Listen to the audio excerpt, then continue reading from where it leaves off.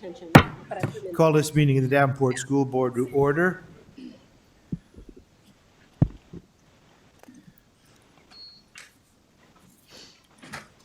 Communications items. Open forum. Please follow the steps below to participate in the open forum. Dial 1-563-445-5000. Conference ID 2541672. Identify yourself by stating your name and address. The board president will acknowledge you and allow you 2 minutes to speak. Please keep in mind that board members do not respond to comments made in open forum. You can view the meeting by clicking on that link below. Is there anyone wishing to speak at open forum?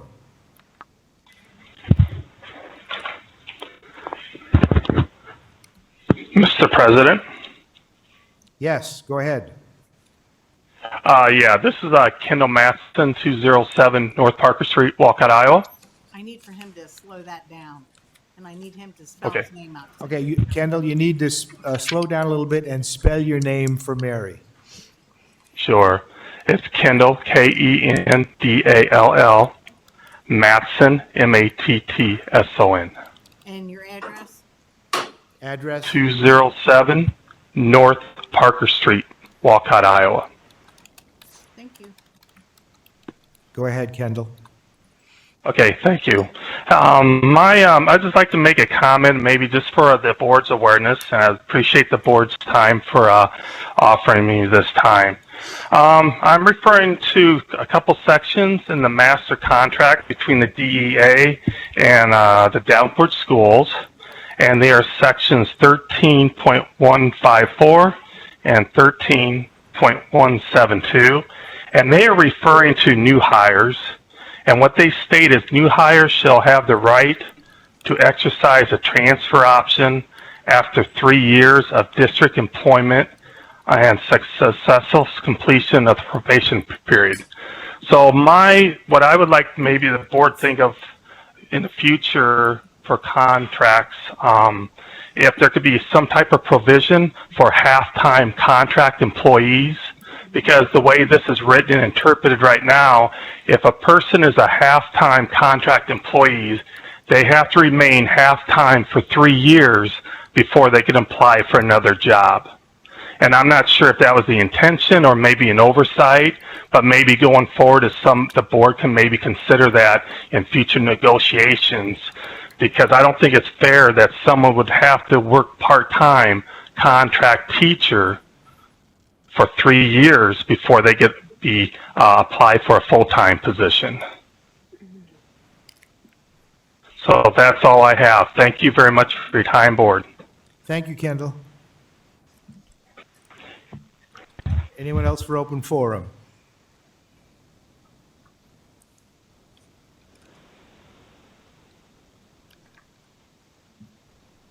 Okay, open forum is closed. Ready for the TAG presentation? We now have a presentation from TAG Communications.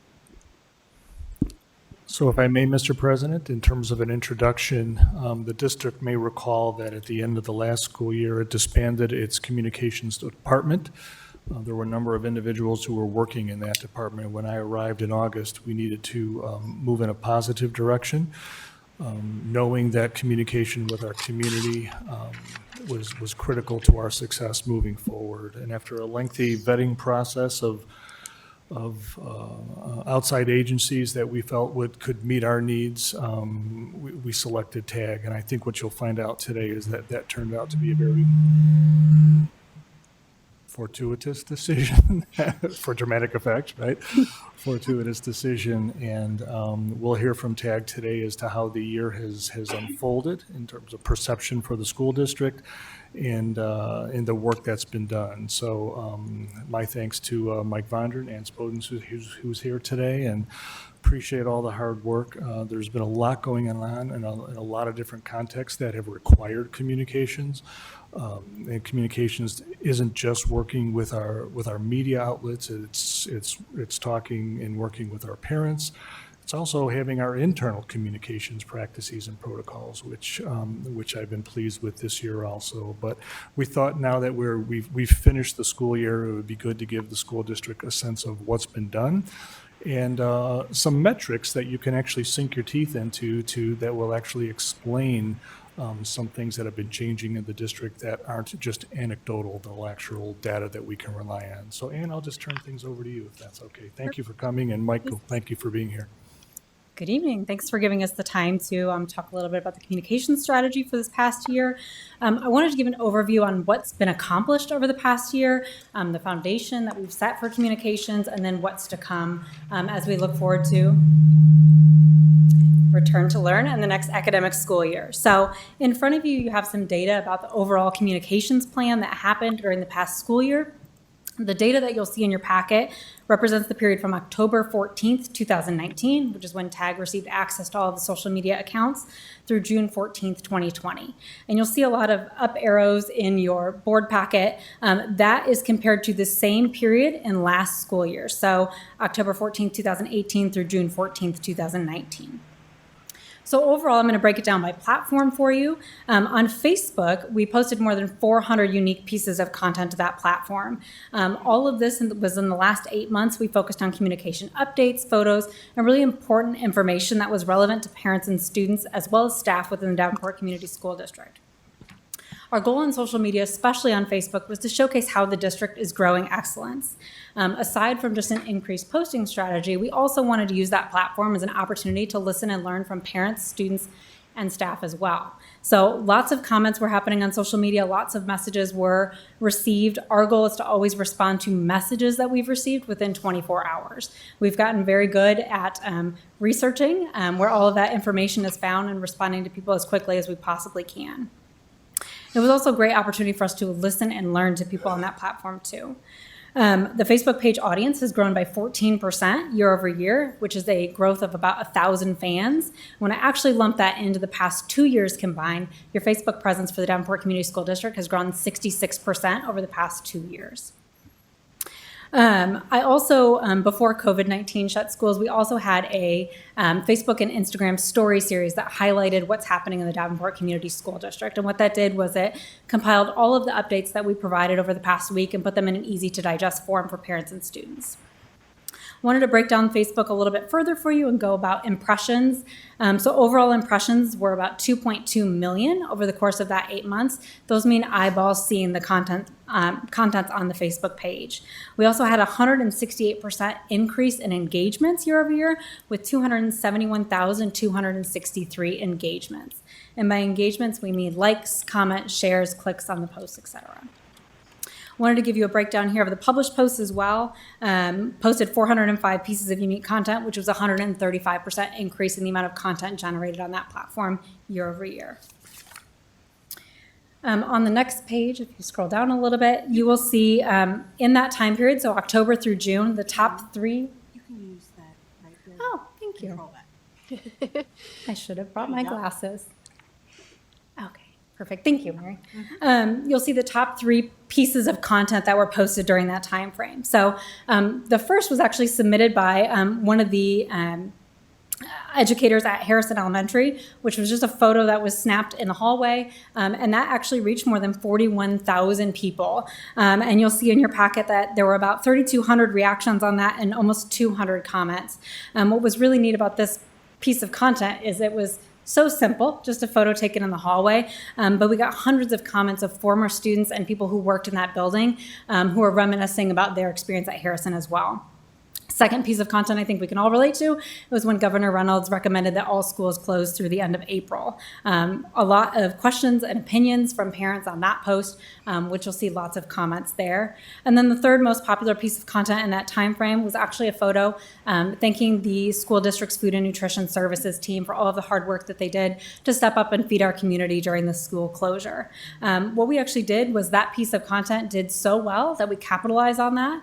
And my team actually worked directly with Connie Dobbles from Food and Nutrition Services to gain more content around food service. And a few weeks ago, we actually posted a piece of content that they served more than 226,000 meals while schools were closed. And the community reaction to that was very, very positive. Also wanted to give a quick highlight here on the total number of video views. As you probably recall, during school closure, we did a COVID-19 video series with Dr. Kabilski that was put on YouTube. We also organically put those videos on Facebook. And you'll see a comparative of this year's view metrics were about 141,000 compared to last year's total views of 1,800 on Facebook. Oops, sorry. I have a Mac, so I'm a little backwards here. Also wanted to share some interesting insights about how the school district compares to other local districts. We have a proprietary software. We can actually analyze content posted and growth for other districts. You'll see that we have just labeled them A, B, C, and D because it is a proprietary software. But overall, the Davenport Community School District's Facebook page grew at the fastest rate amongst any of our local school districts at close to 14%, gaining just over 1,000 fans. We'll also see that overall you got a higher engagement rate. Oh my gosh.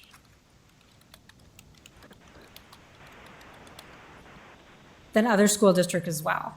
At the top column there, you'll see the competitor average, how many posts the average competitor or other school district put out during the same time period, and the average number of engagements. So overall, if you average that out, that's about 1 post per day during the school year. We're posting significantly more than that. For us, consistency is key. We were tasked with helping to change the narrative, specifically through social media, and posting more often and consistently to help change that narrative is truly working. For us, posting doesn't stop during the summertime. We've got a lot of important pieces of communication, especially with the return to learn plan that are going to be going out on social media over the next couple of weeks. Jumping into Twitter, the Davenport Schools actually has a smaller following on Twitter, much smaller than we actually do on Facebook. But we'll see that as while you're not growing at as fast of a rate on Twitter as you are on Facebook, you still gain a significant amount of Twitter followers, growing by 30% in the past 8 months to over 1,400 followers. But impressions and engagements truly skyrocketed, over 343,000 impressions, which was almost a 400% increase on Twitter, and then 20,593 engagements compared to the previous year that was under 6,000.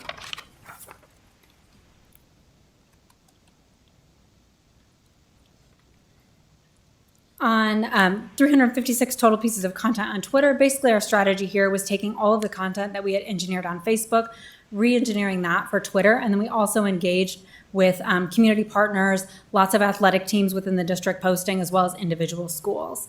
Top 3 pieces of content on Twitter were all about the COVID-19 closures of schools and online learning resources.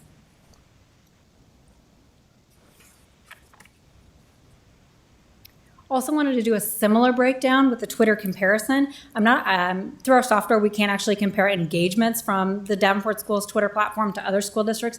What we can do is compare growth rates. So the average competitor actually lost 2 Twitter fans in that period, whereas the district gained 323 at a rate of 23% growth. Also in December 2019, we launched an Instagram platform for the district. We have nearly 800 followers. I actually think before I left it was at 799, so hopefully we can get 1 more follower tonight. But our goal on this platform is to take some of the content, photos, and videos that we've seen on Facebook and Twitter and repopulate them onto a platform that we know a younger demographic is following. We've also created some highlight reels within Instagram for academics, the arts, and athletics following the new brand. On YouTube, 10 unique videos were posted to the district's YouTube page during school closure that were viewed nearly 35,000 times during that period. We actually grew the subscriber count by 600 people, so now you have 725 total channel subscribers on YouTube.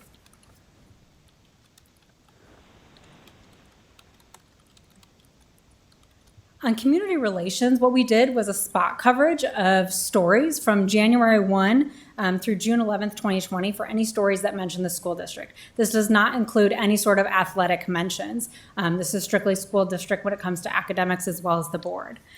So doing a spot check of that local media coverage, overall coverage of the Davenport Community School District was 78% positive.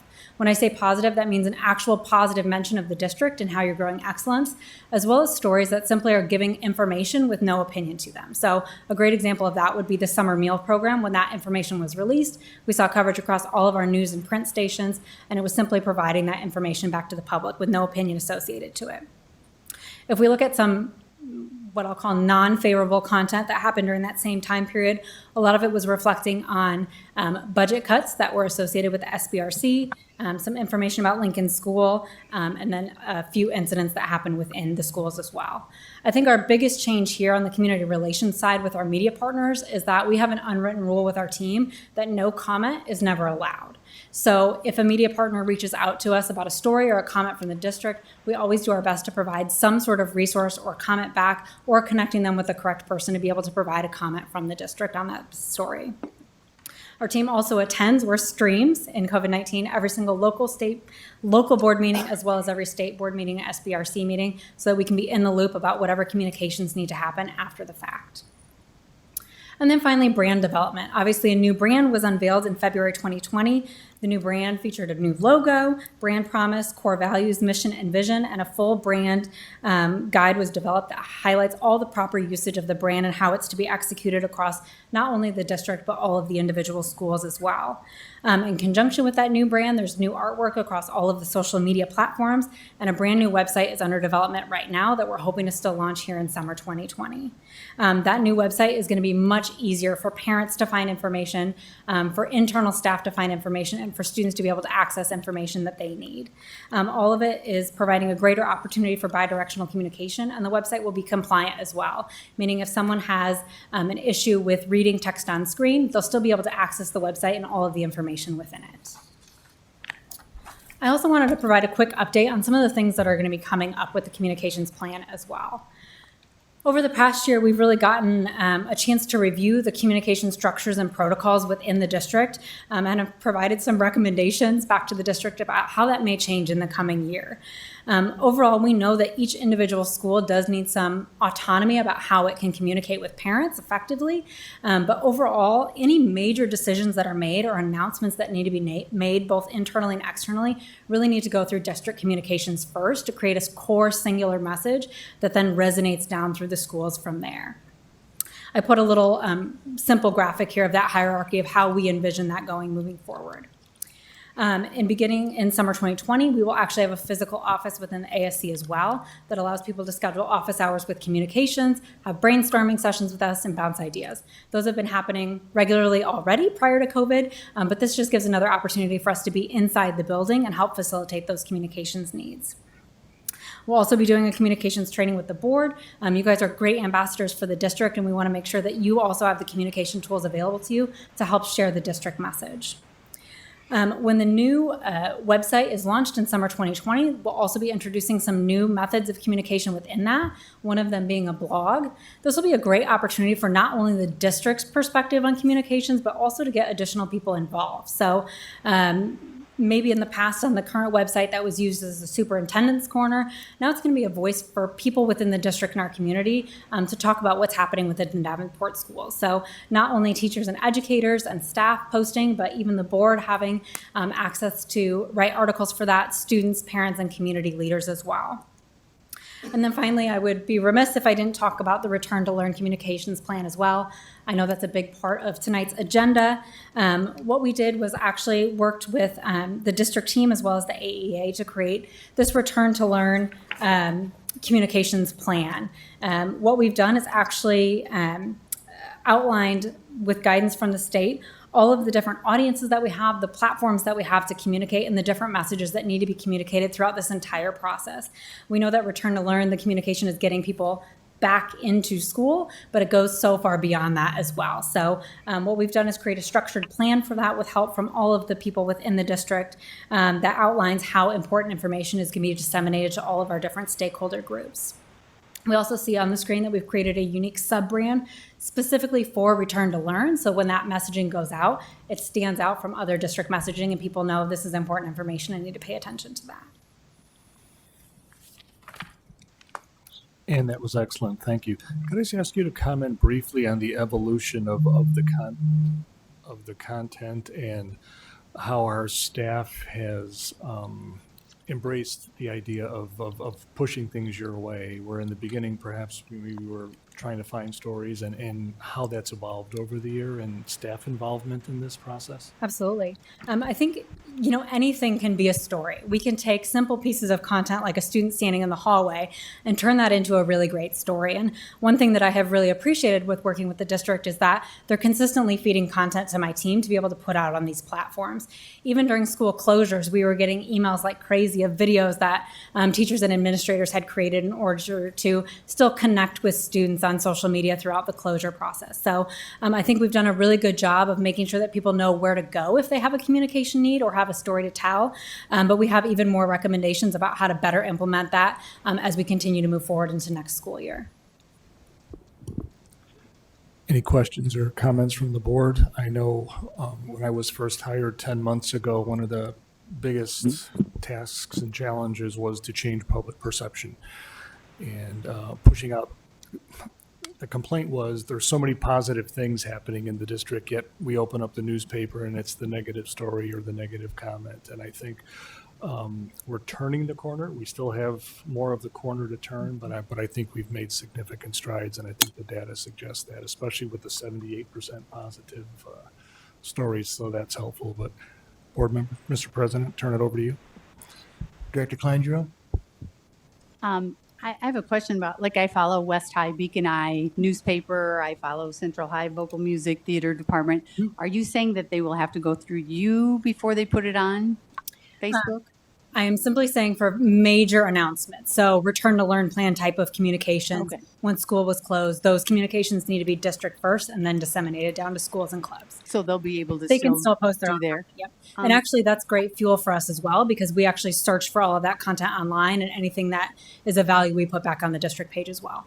And on the district's page, will there be an easy to follow calendar of events so you know the high schools are doing this sports activity or this musical or this band spectacular way, so that people can easily access that and not have to hunt and search when things are going on?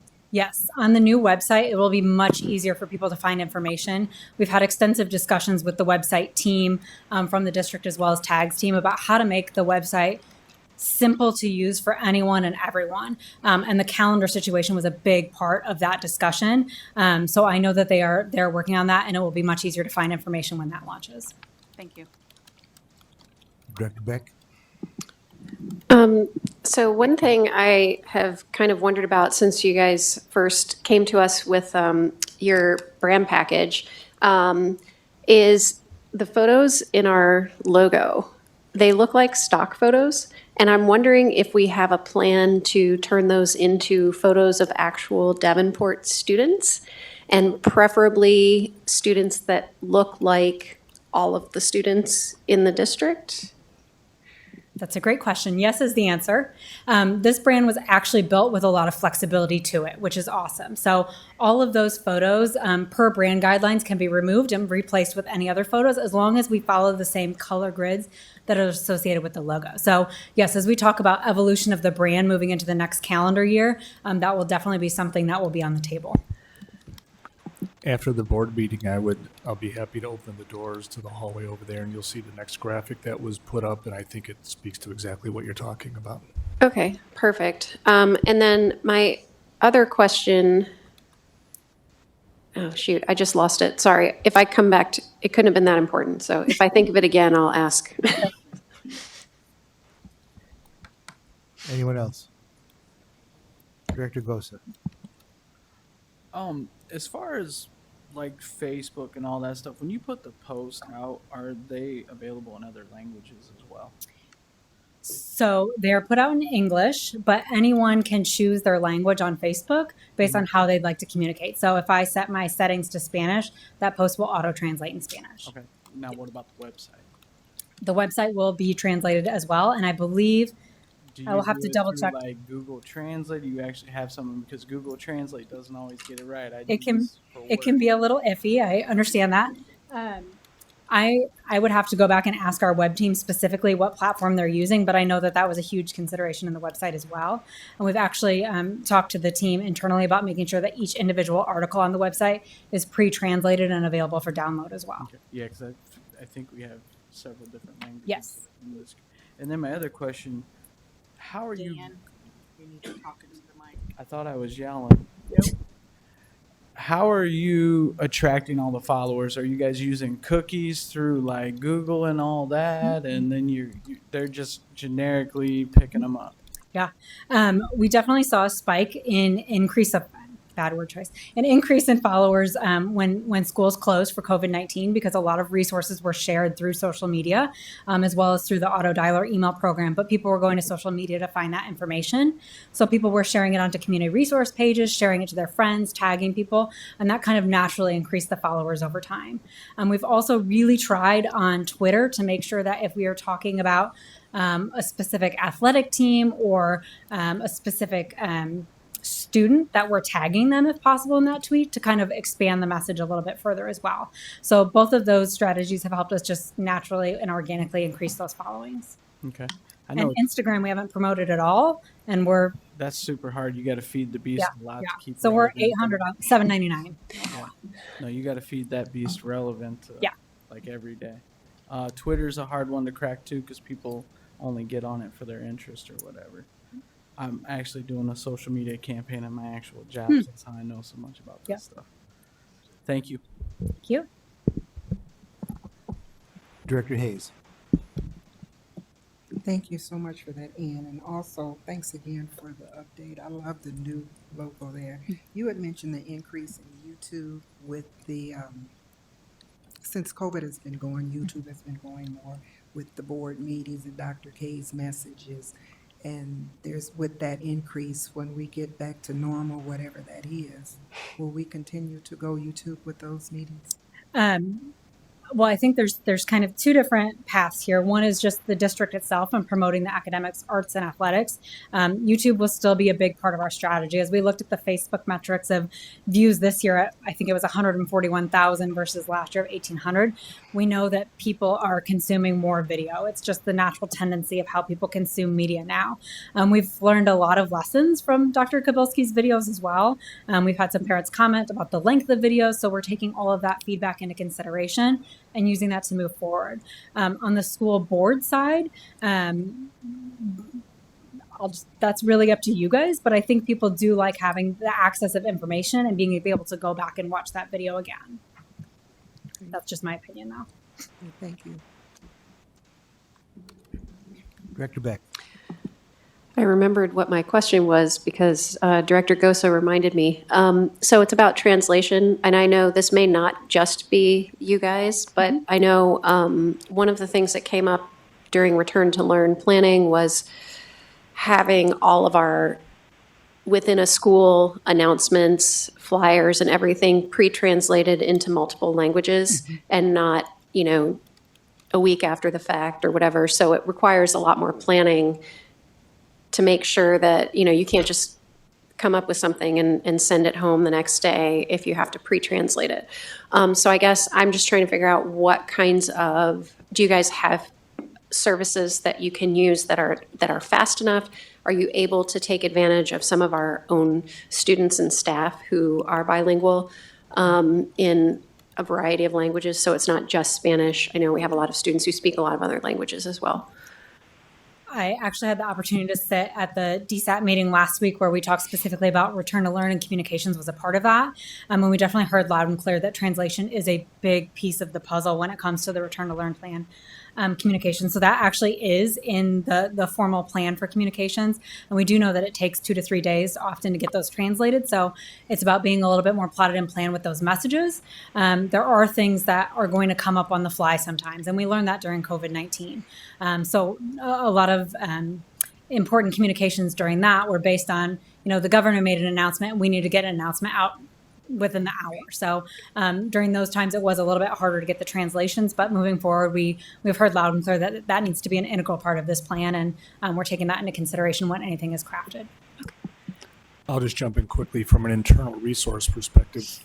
We've had that capability and continue to do so. So, for example, you probably noticed in the Return to Learn plan, one of the interrelated pieces was to have a survey of our community and of our parents. we knew that survey had to be translated into Vietnamese and into Spanish. And you're right, what that does, it just extends the process for 2 to 3 days. But we have the internal capacity to do that and support TAG in any way that they need that. Clyde, do you have any questions or comments? No, I do not. Thank you. Dan? I was thinking this as everybody was talking. What happens to the negative comments? Do they get left on there? Do they get regulated? And then does someone keep track? Because obviously, if you're getting the same negative comment, then there's an issue and it needs to be looked into. So, where does that information go to? That's a very good question. We don't hide anything that would be deemed negative. If someone is cursing or using inappropriate language, that automatically gets removed from the page because it violates the standards that we've set up for the page. But if someone just has an opinion that doesn't agree with what the district has put out, that's their opinion, and we're not going to take that down. I think an important aspect of social media is listening and learning to people. And the more people comment and engage, the more you can learn from them, and it really helps fuel future communication. So I think Dr. K can probably attest that I've emailed him many a weekend or nighttime with a comment that I've seen that says, hey, this is a series of comments that we've seen. Here's some things that we need to address internally moving forward. And that's been our process. But yeah, we don't, if someone disagrees with us, that's their opinion, but we want to learn from it and figure out how we use that information to make us better. Okay. I guess as a board, I would like to see that every, maybe like monthly or something. Hey, this is the list of or whatever. So. And one thing I'll say too is this is a holistic report of the last 8 months, but moving forward, we'll be doing them monthly. We also know that data collection about making sure that every student is reached with communications for return to learn is really important. So we'll be pulling data a lot more often on that as well. Okay. And one last thing, why does it take a couple days to translate something? Because if I do something, I send it to a guy and he has it back to me within a few hours, because there's different dialects and stuff, especially in Spanish. But I'm trying to understand, if you send something, obviously it has to be reworded, and sometimes I'll put it in Google Translate and then they'll correct the stuff. So why does it take 2 to 3 days? Because that's way too long. It should be like right now. I mean, we're in the technology age. I do not have an answer for that. That's an internal question.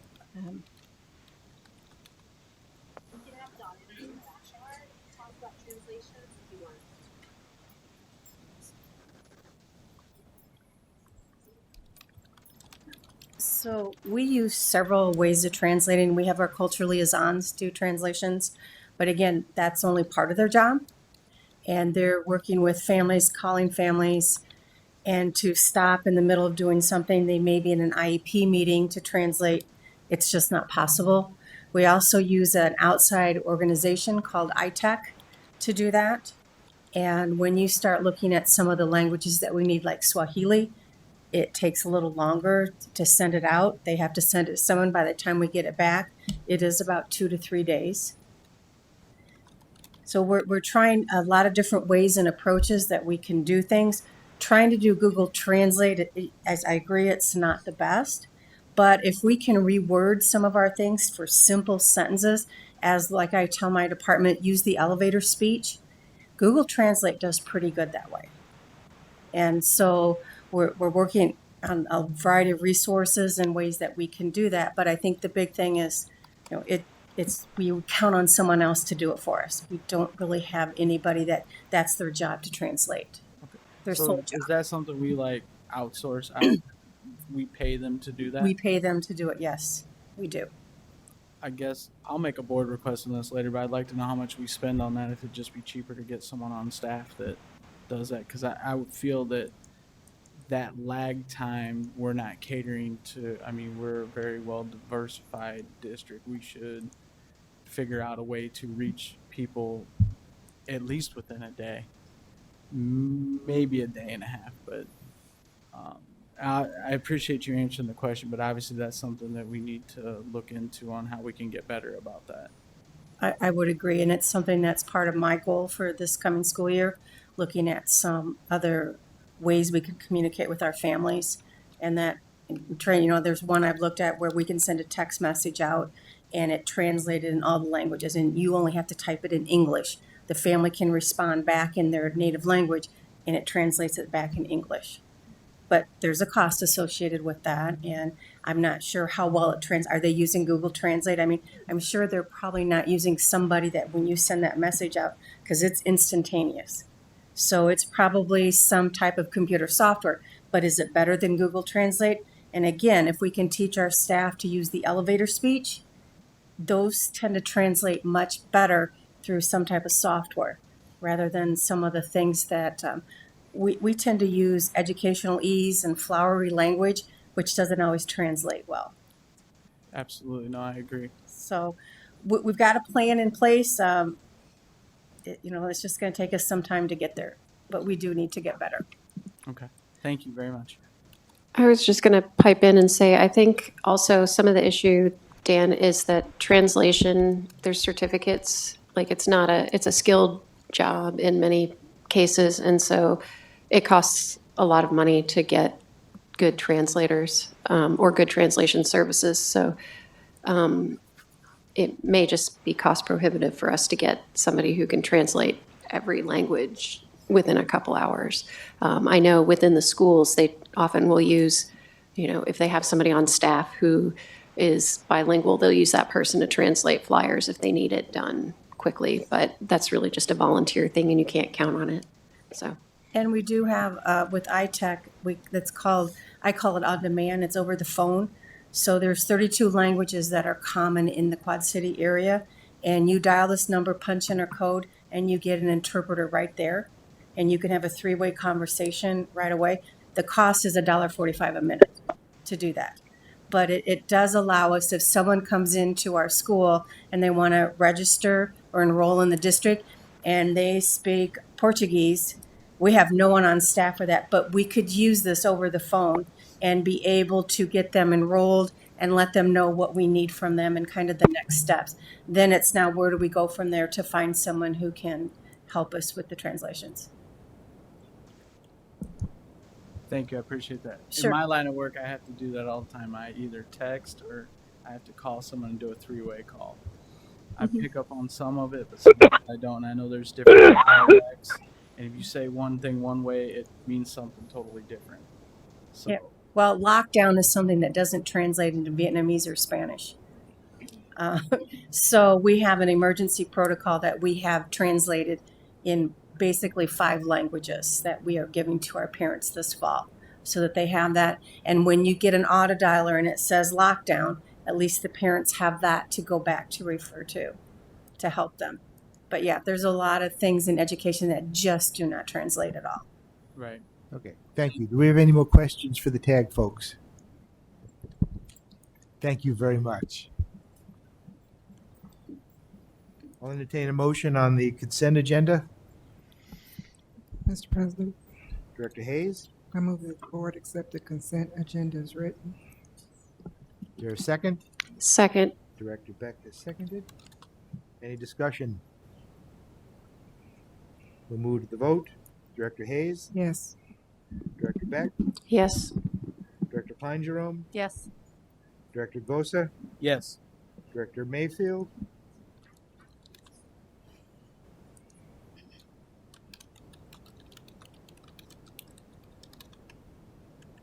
Director Mayfield,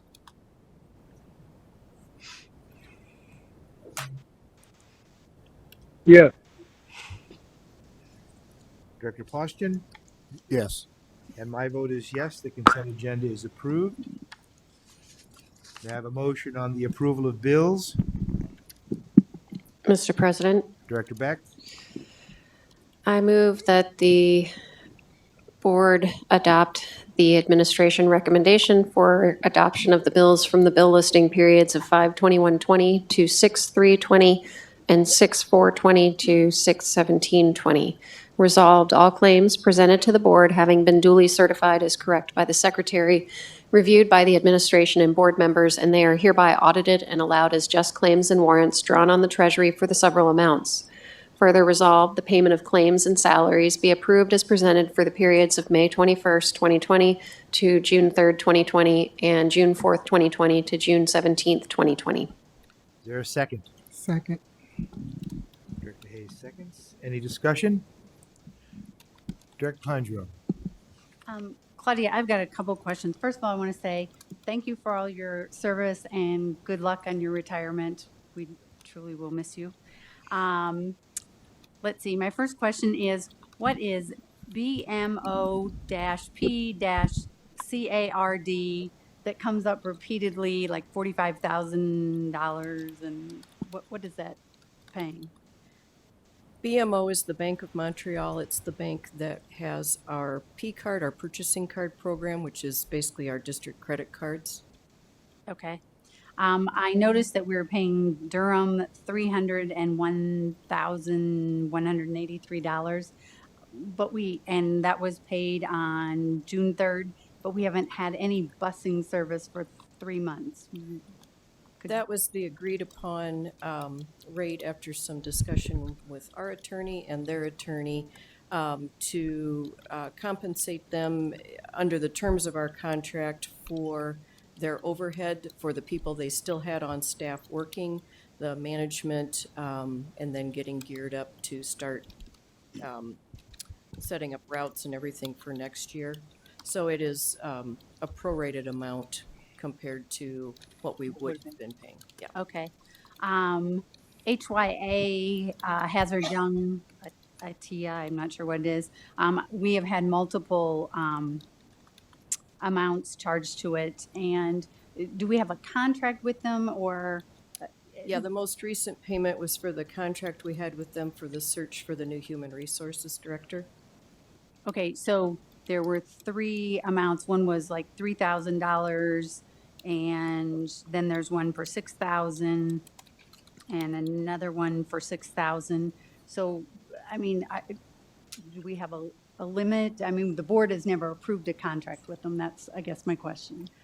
I don't have the details in front of me. I could pull that contract. I'm going to assume some of it was the set contract amount, and some of it would have been other expenses, like for running advertising in different publications, that type of thing. I can get the detail for you. Okay, it's just, I can answer that in a little bit more detail. So the original contract with Hazard Young and Atia was for $12,500 to conduct the search, and that's for the services of their search consultant, who happened to be Ted Blazing, and that's their fee as an organization. There are additional charges that I will describe as a la carte charges. Knowing we wanted to do a national search for an HR director, we posted the HR position in a number of national publications, and that's why you saw the $3,000 fee. We also, and again, it was my decision to do a background check, which is conducted by Baker Hughes, which is a very extensive background check organization, and that's the fee you see for the $6,000 in there. They do a very thorough and investigative background check on all employees. And when it comes to HR, as you can imagine, that's a very critical role in the district, making sure that we have someone who's quite capable and we know everything we need to know about that particular individual. So those are additional costs that were not part of the original contract. okay, and so we're going to have like one separate contract for HR and then a separate contract for CFO, is that correct? Right, so we'll have a brand new contract for Okay. CFO. That'll probably, I haven't seen the exact dollar figure, but I suspect it'll be around Similar. $12,500. And then again, we're looking at doing a national search, so I Sure. suspect it'll be a $3,000 Same. national publications, because you have to pay to be in certain magazines and things to that effect. And again, the CFO position is another one of those that a Baker search, you do Baker searches for superintendents also. Very thorough, very extensive background check that if you've ever seen one of those, you'd be impressed at the work that they do. Okay. Lane and Waterman is listed as lawyer/negotiations, but we are employing Ehlers and Cooney. So why is it listed as lawyer/negotiations when they are not involved in our negotiations? I think that's just the default description that's on the account code for attorneys and negotiations. Yeah. And then just one, we paid Care Animal Center, which is a vet. I thought that's strange, but you don't have to answer that one. We took an insurance holiday in June, so are we on budget, under budget with our spending? Are we going to come in? I In the think right we're going to spot? be okay. There's a lot that happens after June 30th to finalize the year. So I can't say definitively, but I think we should be okay. With the insurance holiday in June? Okay. Again, enjoy your retirement. Thank you. Director Postian. On the busing bill for 300 and some thousand, can CARES Act money be used against that? Well, one of the reasons we paid the bill is part of the CARES Act legislation required districts to continue paying their vendors, which we have done so. But obviously, this was a situation where Durham laid off their bus drivers, so we didn't feel compelled to be paying for bus drivers that were no longer working. So this was truly the overhead cost. I don't believe this would be part of our normal operating costs that we would pay, and I don't believe, Claudia, that this would qualify for CARES Act. I'm not seeing it fitting that classification.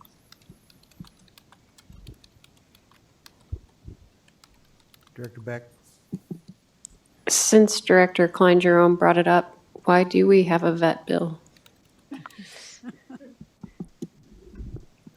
I will check on the detail of that. My assumption would be it'd be for one of our therapy animals, Okay. but I will check on that for you. Any therapy animals?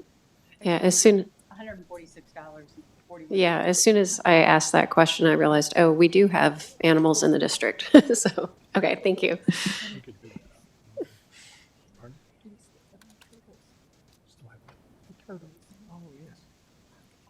Any other questions? Move to the vote. Director Beck, Yes. Director Hayes, Yes. Director Bosa, Yes. Director Postian, Yes. Director Klein Jerome, Yes. Director Mayfield. Yes. And my vote is yes, the motion carries. Superintendent's report. Thank you, Mr. President, and I'll be as brief as I can. First things, as it's obvious to everyone, we've reopened the ASC, where we do our summer work and our summer planning for the school year. We've done so with an ASC safety and security team that has helped us engage practices and procedures that will allow for our staff to remain safe. So, for example, every morning we all have to come in the same door. We all have to take our temperature first thing in the morning, and we have sanitizers from around the building. As you can see from the audience, we participate in social distancing with that. I do believe we're 6 feet apart, but I'll scoot over just to make sure that we are on this one. But we use the ASC opening as sort of a trial run for us to practice these procedures that we may see in school buildings going into the fall. What works well, what didn't work well. My many thanks to our school nurse as well as Brenda T., who is part of the team. I know Bruce McKee was part of the team to reopen the ASC and put together the protocols that, again, is really designed to maintain the safety of our staff here in the ASC, but using it as a model for reopening our other buildings across the district. So thanks to that team, and so far so good on that. I will announce that this week we will be opening up our outdoor athletic facilities to include our tennis courts. So I know we have a number of individuals that are looking to remain active, during this virus, and outdoor activities. We're being told both at the national, state, and even the regional level that it's safe to do so. We will have signage that reminds people to allow for appropriate social distancing when they're interacting on our facilities. But we know that our taxpayers are very adamant and deservedly so of using our facilities whenever they need to do so. So we'll be opening up our outdoor athletic facilities with the idea of maintaining their safety. The board is probably aware that we've scheduled an outdoor graduation on Brady Street Stadium and on July 19th. Let's hope for cool weather on that day. July 19th could be a little rough, but again, we will practice appropriate social distancing. There will be 4 separate graduation ceremonies. We are working on the safety protocols as we speak. I had a conversation again about it today. Again, the plan is to allow for that in-person graduation that many members of our community were craving and were disappointed with, even though we did have an absolutely wonderful video graduation. And again, thank you to TAG, who was part of the videoing process for that and in getting that on Channel 6. And I know you were instrumental in getting that to happen. So again, thank you for TAG. And looking forward to seeing people face to face in a properly social distanced environment.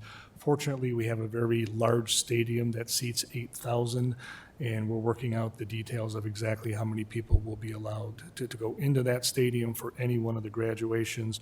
Just to give you an example of the type of planning that's taking place, we'll have 4 graduations.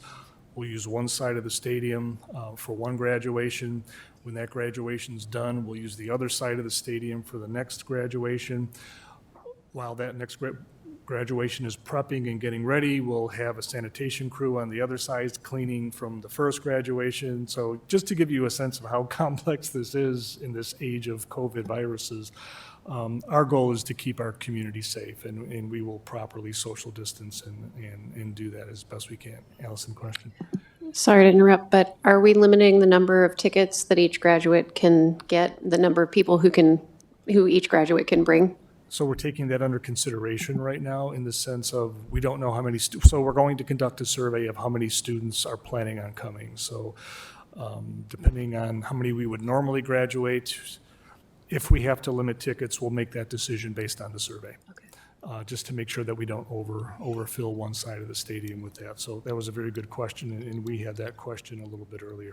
But information packets will be going out to senior graduate families who wish to participate. Again, this isn't a required event. If you'd like to pick up your diploma ahead of time, they're available right now. But we certainly wanted to give our students a chance to celebrate their 4 years of success, not only at the high school, but for however long they've been in the district. So we're excited for that opportunity, although I did realize that I have to wear a black cap and gown on that day, so I'm really hoping for a cool July 19th, and we'll see how that plays out. I do want to announce an interim organizational chart that I will be distributing across the district in the next couple of days. That's really designed to accomplish 2 pieces. And the one is, first of all, you may remember from the original citations from the state, there was a concern, and I know Director Gosa, you brought this up recently, of the number of direct reports that were funneled up to the superintendent. And at this point in time, through the course of this year, every single cabinet member from every department, every director reported to the superintendent. And as you saw in the citations, that was problematic. But I will also tell you from my experience this year, it proved to be a bit inefficient because there were so many conversations that needed to be held in a group, and we need to reorganize our work so that we can become more efficient and more effective. So what I've done is I've taken our 2 associate superintendents and delineated their job responsibilities into 2 categories. So for example, we will now have an associate superintendent who will be the chief operations officer, in charge of all non-academic aspects of our work here. That'll include operations, HR, LIS, and security. And Mr. Bill Schnaden will be leading that as the associate superintendent of that department. And this year we'll have a chief academic officer, which will be in charge of curriculum instruction, learning supports, and our principals with regard to teaching and learning. And Mr. Rob Scott will serve as the chief academic officer from a superintendent perspective. So those director reports that formally were reporting to the superintendent will now report to those 2 associate superintendents. The 4 remaining direct reports to the superintendent will be those 2 associate superintendents. It'll be the executive director of special education and early childhood. As we all know, that's been a very important issue in this district, and I do believe that's a position that should be a direct report to the superintendent. And then the CFO, as Claudia Wood reports to me at this point. We'll do a very fancy picture that really shows the outline of this organizational chart and present that for the team. But I do believe that this would comply with what the state was asking us to do in terms of reorganizing our internal structure. As a matter of fact, that issue rolled over into the 2021 goal plan that Amy Williamson referred to just a couple weeks ago. Didn't get much fanfare in there, but it was still in there, which meant they were expecting that to be addressed. And I'm announcing tonight that that is being addressed. So that is something that will be announced and put forward to the rest. I wanted the board to hear it first. And now the rest of our staff will hear how that's going to play out. And then my final comment was, I would just like to reiterate my thanks and gratitude for Claudia Wood and the work that she's done here. My onboarding was required a very steep learning curve, and Claudia was kind enough to spend as much time as necessary to get me up to speed on all the Iowa. I'll say this as politely as I can, the peculiar aspects of Iowa financing, which is different than you might see in other states, and she did that, I think, quite successfully. I will say that when we came out of our SBRC process with that positive outcome, 90% of that was Claudia Wood's legwork prior to that meeting. Not even from the past year, but even going back previous years, having an understanding of the budget, cautioning people to be mindful of their spending, and really having the confidence of the SBRC that she was presenting data and information that they could rely on. So you will be sorely missed. Please enjoy your retirement to its fullest. Be safe. No skydiving or anything like that is allowed. But please know we'd love for you to come back and visit and come and see us from time to time. So Claudia, thank you for all your hard work.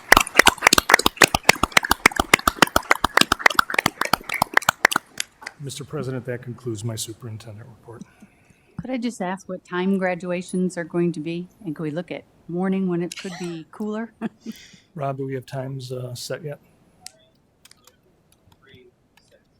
3. Okay. Thank you, Rob. For those who didn't hear that, that was 9, noon, 3, and 6.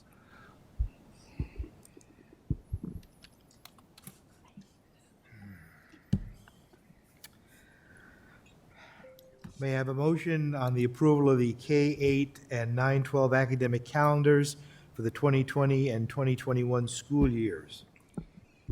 Mr. President, Director Hayes? I move the board approve the 9 to 12 and K through 8 district academic calendars for the 2021 school year. Is there a second? I thought this was a public hearing. Director Klein, Jerome, She's second. gonna do it in a minute. Oh, okay, I'm sorry.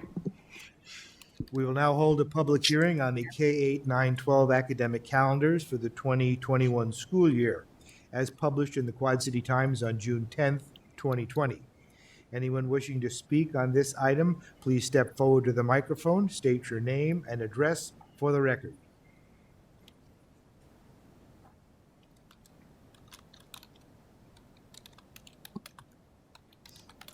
Any others?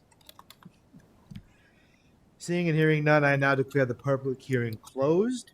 Is there any further discussion on the calendar? I do have a question. I see that the early out Wednesdays are still in there. When we talked about trying to catch up in education, was there some real consideration put in there? That would be at least 36 hours more.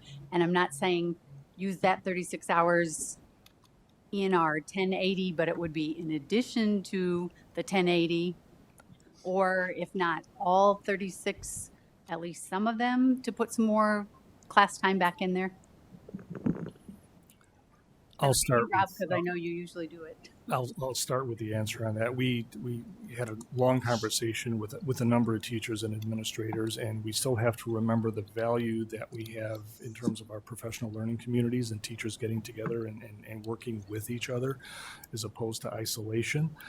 It's entirely possible that if we have to go to a hybrid model, things will look a lot different, but our hope is, and our recommendation for the Return to Learn plan is that we do it on site.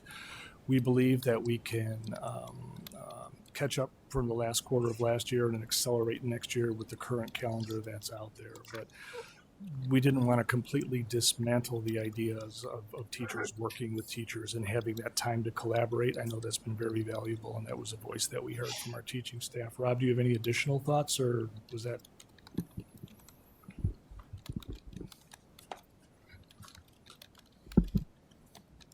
No, the only thing was the current contract was rolled over too, so we had so many Wednesdays that needed to be teacher time. There was also grading times. We did a lot with the grading practices at the end of the quarter, so we put some Wednesdays on that. So as we said, with the contract the way it is, we need to be able to have that time during those Wednesdays. Doesn't mean it couldn't change in the future if we end up having, some time away from the site, on site. Okay. Director Beck? So I guess when we were discussing this, it was my understanding that we'd have 5 quarters for everyone. Is there a reason why only 9-12 has quarters in quotes, has the T0 and not K8? And no, the model was always for the 9-12 to be the Okay. 5 quarters. And the extension of the K8 was to just make the first semester 20 weeks long to 16 weeks, to front load those 4 weeks at the K8 level. Keep in mind that K-8 isn't about accumulating credits, Right. which is why we needed the terms, especially at the high school. So they had enough credits to move on, and that's why we had the terms there. From our perspective, the K-8 piece, the critical piece were the standards, and those standards were not term dependent. So again, what would have been the fourth quarter for elementary gets rolled into the next year with all the new standards. And then I guess my other question is about sort of along the lines of what Director Klein-Jerome said. We still have a number of 2-hour early dismissals. Those are all because teachers need grading time and things like that? Yeah, those rolled over in the contract. They were in Okay. the contract in the previous time, so that time was dedicated to teachers. We are making a little of adjustment with the time because we had heard last year in the grading committees that the elementary teachers needed more time than just that Friday. So we're front loading a little bit of those in Wednesdays and then taking some professional development time to that Friday. But yes, it's all in the contract. That's why it's there.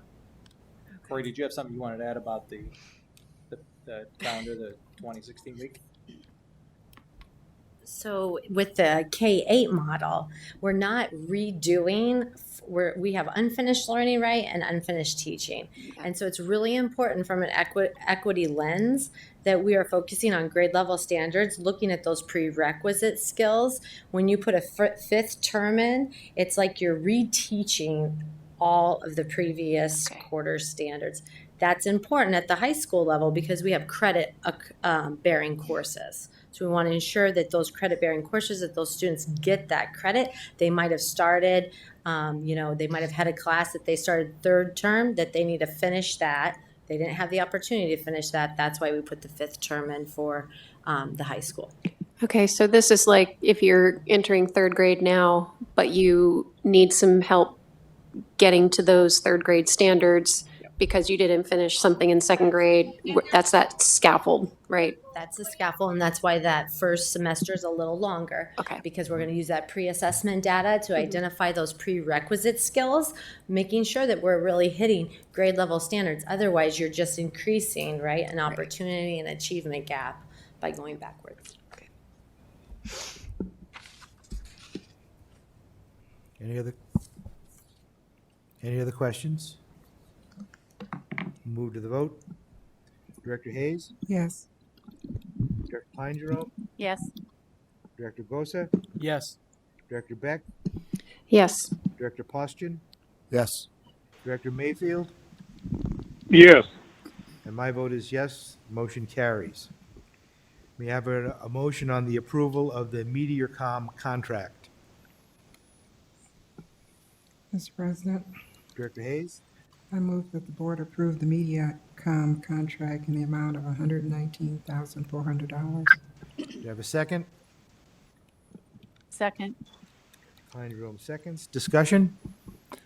So, Mr. President, you may recall that we brought this item to the school board about a month and a half ago when it became apparent to us that as we were working through our voluntary learning program, we had equity issues in the sense that not all of our students had access to the internet.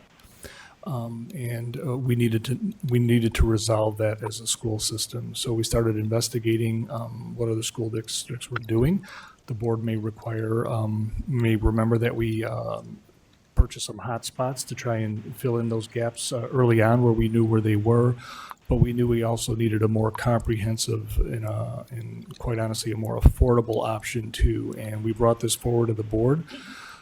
The board asked us to wait a couple months just to make sure that this was something that we needed. We do believe heading into the next school year, we have a significant number of households that will be in need of connectivity to the internet. And this MediaCom contract will allow us to do that. This dollar amount, Mr. Pawshin, is available, is allowed to be used for CARES Act dollars. So CARES Act funding, this would not be coming out of our operating budget. This is a CARES Act legitimate expense. And we tried to model our contract and our work off of what other UEN districts have been doing, and they've been successful. So our learning experience over the last 2 months was this was an immediate need that we needed to fill, and we hope the board understands that from an equity perspective, this is basically a non-negotiable for us, but we think that it's the right thing to do for the right dollar amount. And Gary Sloat is here, and we also have access to a MediaCom representative who has called in the event that you have any technical questions or something of the sort. So I'll just ask Gary to come up. I'd be happy to take any questions and anything that's overtly technical. Hopefully Gary can handle that, or if it's anything that's related to MediaCom, we can certainly introduce that individual, move that conversation forward. Thank you. Director Gosa. So I guess one of my questions would be, so we get these, and I think this is a great thing to do. What if a family has to move? Obviously, we have low-income families, and they probably move a few times a year. So, are they able to take this equipment with them, and it's able to be reinstalled in their new location, or how does that work? To the best of my knowledge, that would be the process. They would bring the MediaCom device in, we would reprogram it for their new address and send it back out with them so they could go straight to where they need to go to. Is that an additional cost, or is that kind of factored in? No, one of the advantages with the MediaCom package is that all of the houses in our area primarily are serviced by MediaCom activity or installations. So there's no construction needed to add these houses to our to the MediaCom network, and we just plug in the modem, and it connects them to our network and the internet at large. Okay, thank you. Director Beck. I know you mentioned there's a small percentage of people who are not connected.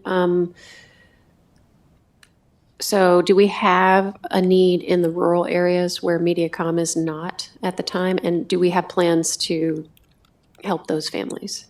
Yeah, we're going to need to do a little bit more research to find those people, but we have adequate numbers of hotspots that are available to us now, as long as they have cellular connection. There are also dish networks that have satellite capabilities and stuff, so we should be able to reach all of our population. And then a follow-up to that then is, you kind of explain how you'll decide who gets this service, but can you give a little bit more detail? Is this something that we're going to announce to the district, and then people who think they may qualify can apply? Or are we going to target families who are submitting, say, their free and reduced lunch waiver? Or how are we going to find the families that need this? We were able to perform what's known as a reverse lookup of addresses, so we were able to discover where MediaCom had connections already and whether those connections were live with MediaCom aspects. So we've eliminated about 5,200 families that are on MediaCom already. We'll be able to pursue that. I think we'll have to have some kind of an outreach campaign, probably through social media, and then some targeted calling for people who we know fit the target market, and make sure that they're still in need before we enlist the service. Make sure they're interested. Okay, thank you. Other questions? Other questions? Director Gosa. So I guess along those lines, since you were able to do the reverse lookup, I'm sure you've done the process of elimination on who has MetroNet, who has CenturyLink and stuff like that, or that hasn't been factored in. Right now, there are 9,015 unique addresses in the Davenport Schools family pool. We get that from our campus information that they share with us. Of that, we know 5,200 of those families are already connected to MediaCom. We know that there are 3,868 homes that could be connected to MediaCom, but we don't know if they are connected to MetroNet or other service providers, and that's a question we'll need to ask. Okay. So I guess where do you get the number for this if we don't know those numbers yet? How are we going to commit to a contract if we don't know if we need more or less, I guess? Right. Does that make So sense? what MediaCom wanted to do for us is they established a good number of about 1,000 homes, and that's based on demographics that we were able to share and that sort of thing. The information then is that we're only going to be paying for those accounts that we actually get set up, and only when they get set up. So we'll see this bill rise to as much as roughly $10,000 a month to supply a full 1,000. If it goes over that, it expands to accommodate that. If it doesn't make it to that, it's okay. They needed a number to put on the contract, and this was a nice round number for representing. So we have wiggle room to go more. Absolutely wiggle. Okay. We're not married to that number, though. Okay. Thank you. Sure. Other questions? Director Hayes. So with this 1,000 and the 200 hotspots we have, does that basically saying we're servicing 1,200 students if needed? Or how are the hotspots being used? Well, the hotspots right now are paired to a Chromebook so that the two are automatically set up to work with each other, and that makes them very functional for our users.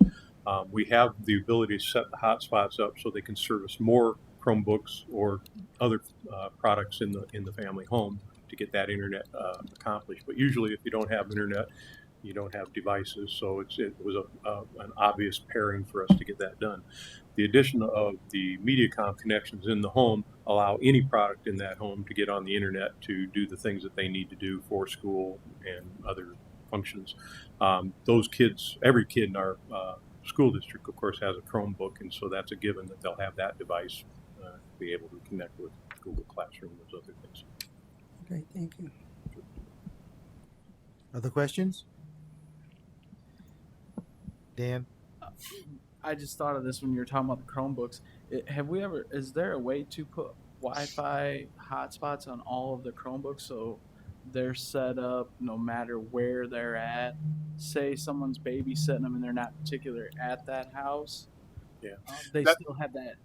Yeah. They're able to do that. That's functionally the same thing we did with the Wi-Fi, the hotspots.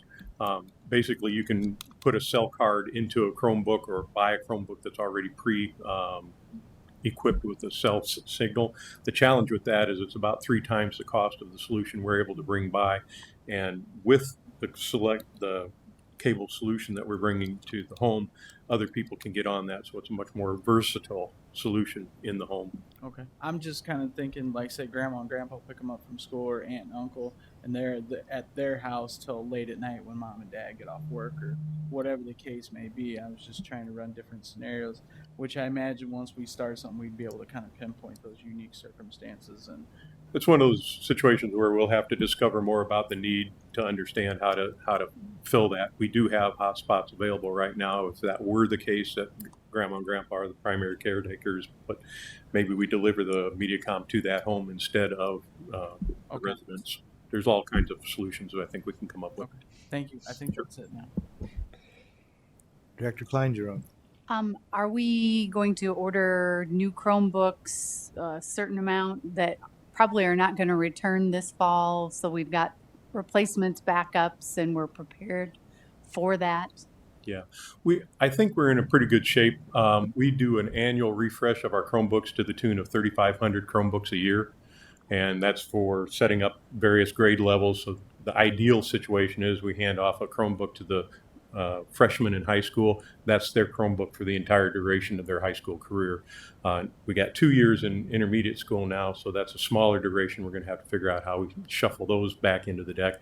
And we got a larger population at our elementaries that we've got to shuffle Chromebooks around in a little bit as well. But all three of those grade levels have been targeted for new Chromebooks to replace the ones that are going out of warranty. So we've got that covered. We have collected up our 12th grade returns to us. So we have that population to pull on for those Chromebooks that don't come back. I'm cautiously optimistic that we're going to see a lot of those come back because kids really want to come back to school with those. So. Other questions? Director Beck. Should we find ourselves with a lot of broken and non-returned Chromebooks, is that something we could use CARES Act money to replace since it would be above what we would normally be purchasing? It's definitely something we could look into. Okay. Just in case. We'll move to the vote. Director Hayes? Yes. Director Klein Jerome? Yes. Director Postian? Yes. Director Gosa? Yes. Director Beck? Yes. Director Mayfield?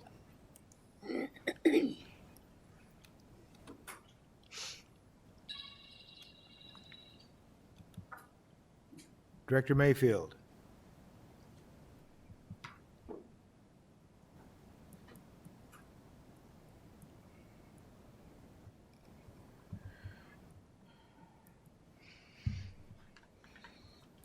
Director Mayfield?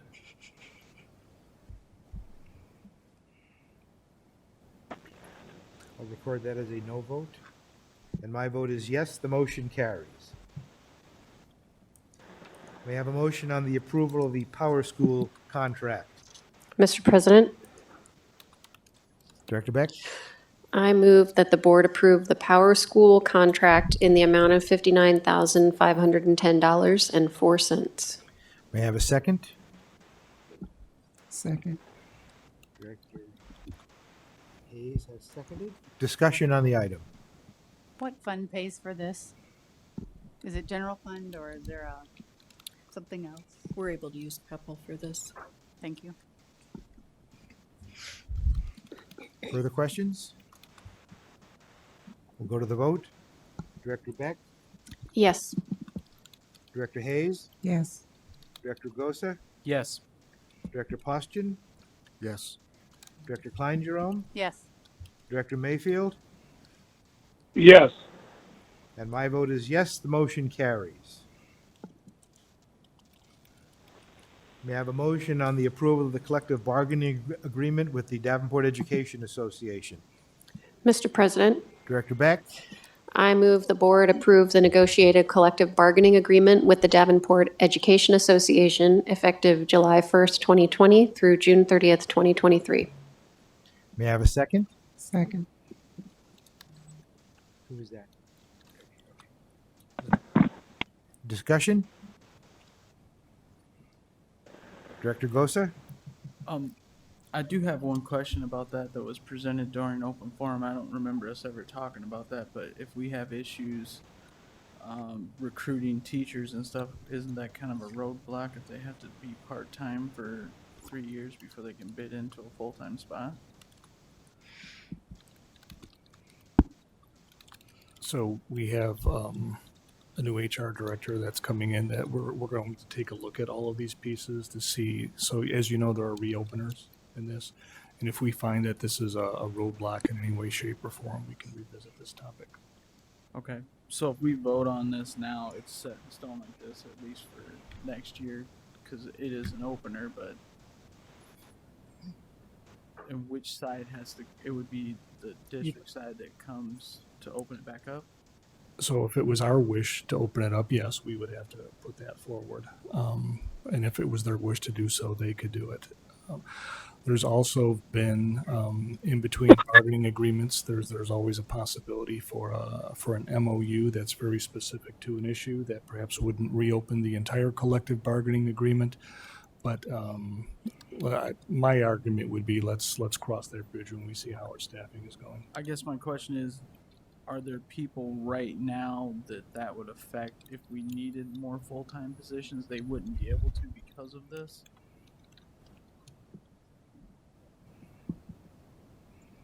Rob, Whoever can answer that, that'd be great. I know you've been doing a lot of the staffing. It's always been my understanding that if someone was increasing their amount of work time, that they've been allowed to do that, not held to staying within a part-time job. So if I was going from 0.5 to a 0.75, they were allowed to 0.75 to a full-time job.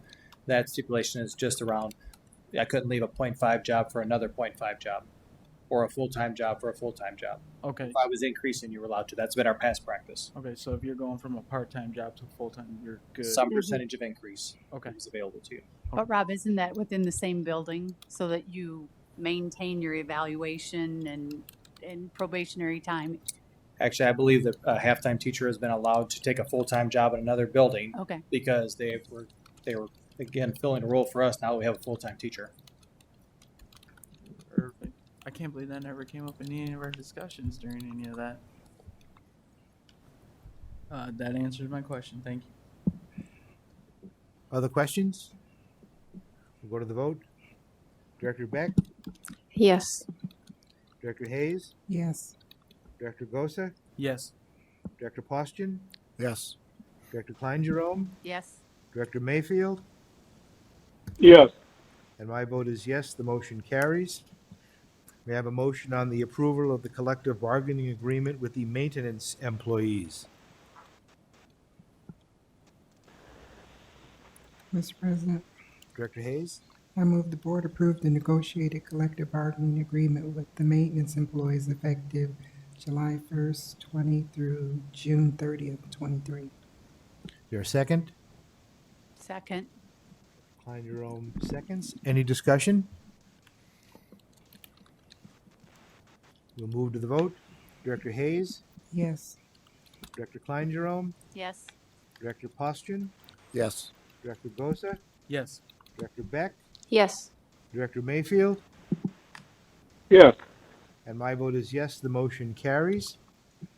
We have a motion on the approval of membership in the Iowa Association of School Boards. Mr. President, Director Beck, I recommend that the board approve the annual membership dues, July 1st, 2020 to June 30th, 2021, to the Iowa Association of School Boards in the amount of $12,200.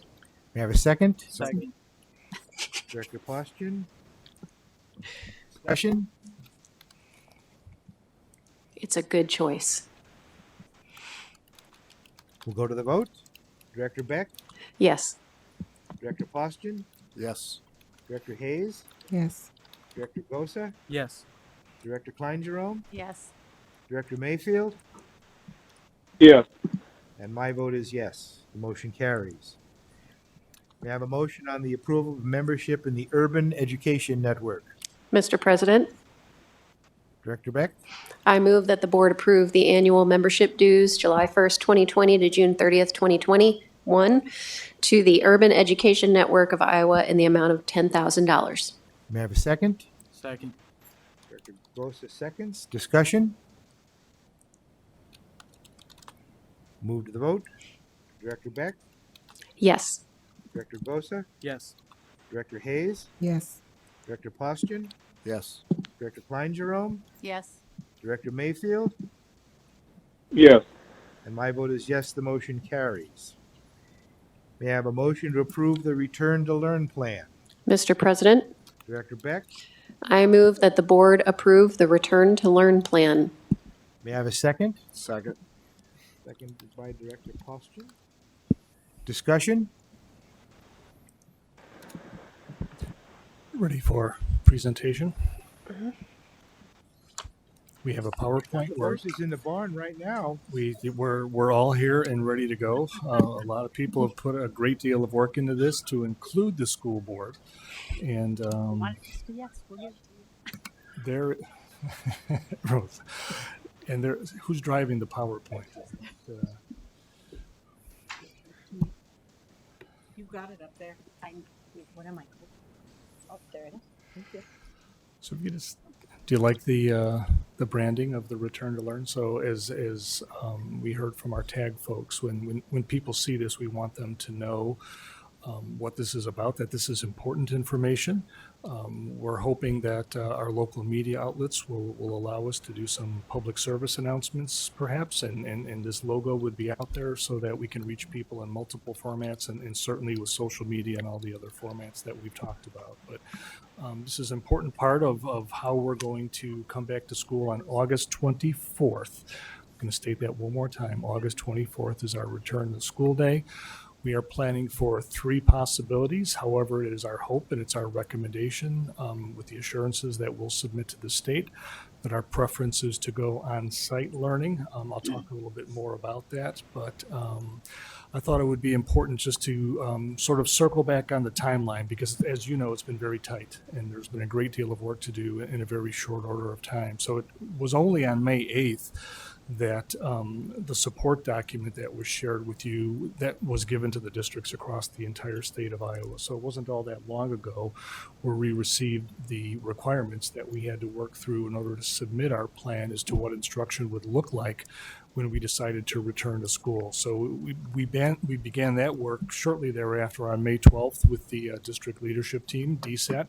As you know, that leadership team has been in place for quite some time, and it's a very integrated group that represents a broader leadership spectrum across the district. We've worked on a whole host of issues. We spent a good part of our year working on social, emotional, behavioral health.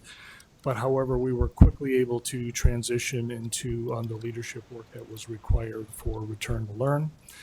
By May 19th, we had determined who our co-facilitators were for each of the critical areas, and we'll see the graphic for what that looks like. And then obviously the workflow that needed to take place, knowing that there was a great deal of integration amongst the critical areas that was necessary.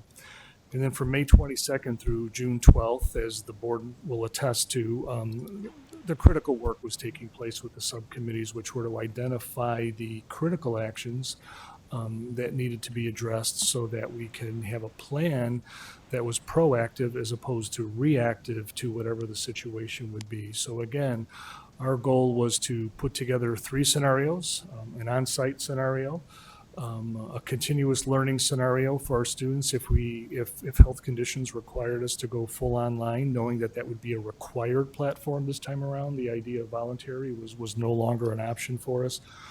Or a hybrid model, again, which would be determined by health conditions at the time. So on June 18th, subcommittee facilitators and their members work with DSAT, and we set up all the due dates to make sure that all those action steps that you've seen and are about to see for the first time are laid out, and also laying out who was responsible for those.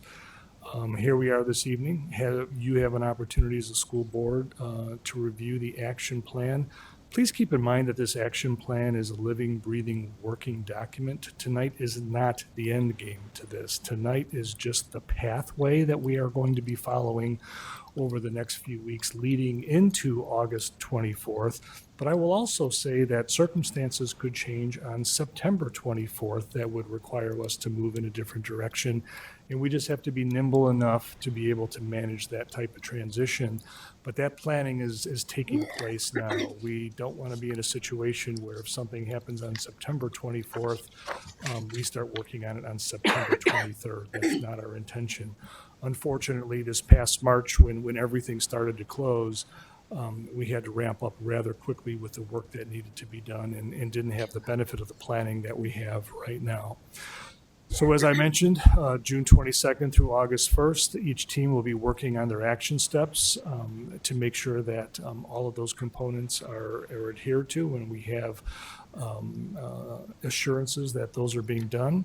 Once again, July 1st, we'll be going into the CASA system. You're familiar with that system. I brought it up at our last board meeting with regard to our citations. That's how we communicate with the state, and that's how they communicate with us. We will list our assurances that the board has approved a plan. Most importantly, we will assure the state that we have plans for these eventualities, and you'll see that tonight. And then once again, August 24th, being the very first day of school, that's going to be a very prominent messaging campaign on our behalf from TAG and everyone else as we move forward. We want everyone in our community to know that that's going to take place. Thank you, Corey. So in the supporting document that we provided to the board a few weeks back, there were 7 critical areas that the state required individual school districts to address in their return to learn plan. It was leadership, infrastructure, health and safety, Iowa academics, social emotional behavioral health, equity, and data, which one of the things we learned very early, and we'll talk about as to why we've structured our presentation this way, is data in particular is infused in all of the 6 other critical areas, but we also learned very early on that there's overlap in a number of these areas with regard to action steps that need to take place, and we had to figure out a very effective and efficient way to manage that. And that's why we've organized our return to learn plan a little bit in a different format than perhaps that you've seen previously. So the very first committee was the leadership committee, and I was able to co-facilitate that with Diane Campbell, and obviously there were a number of members. You can see the membership of that particular committee. This committee's main job was to develop the plan, but most importantly, develop the process that would allow the plan to be developed. We knew what we had to do, but we didn't have a process for how we were going to go about working through this work.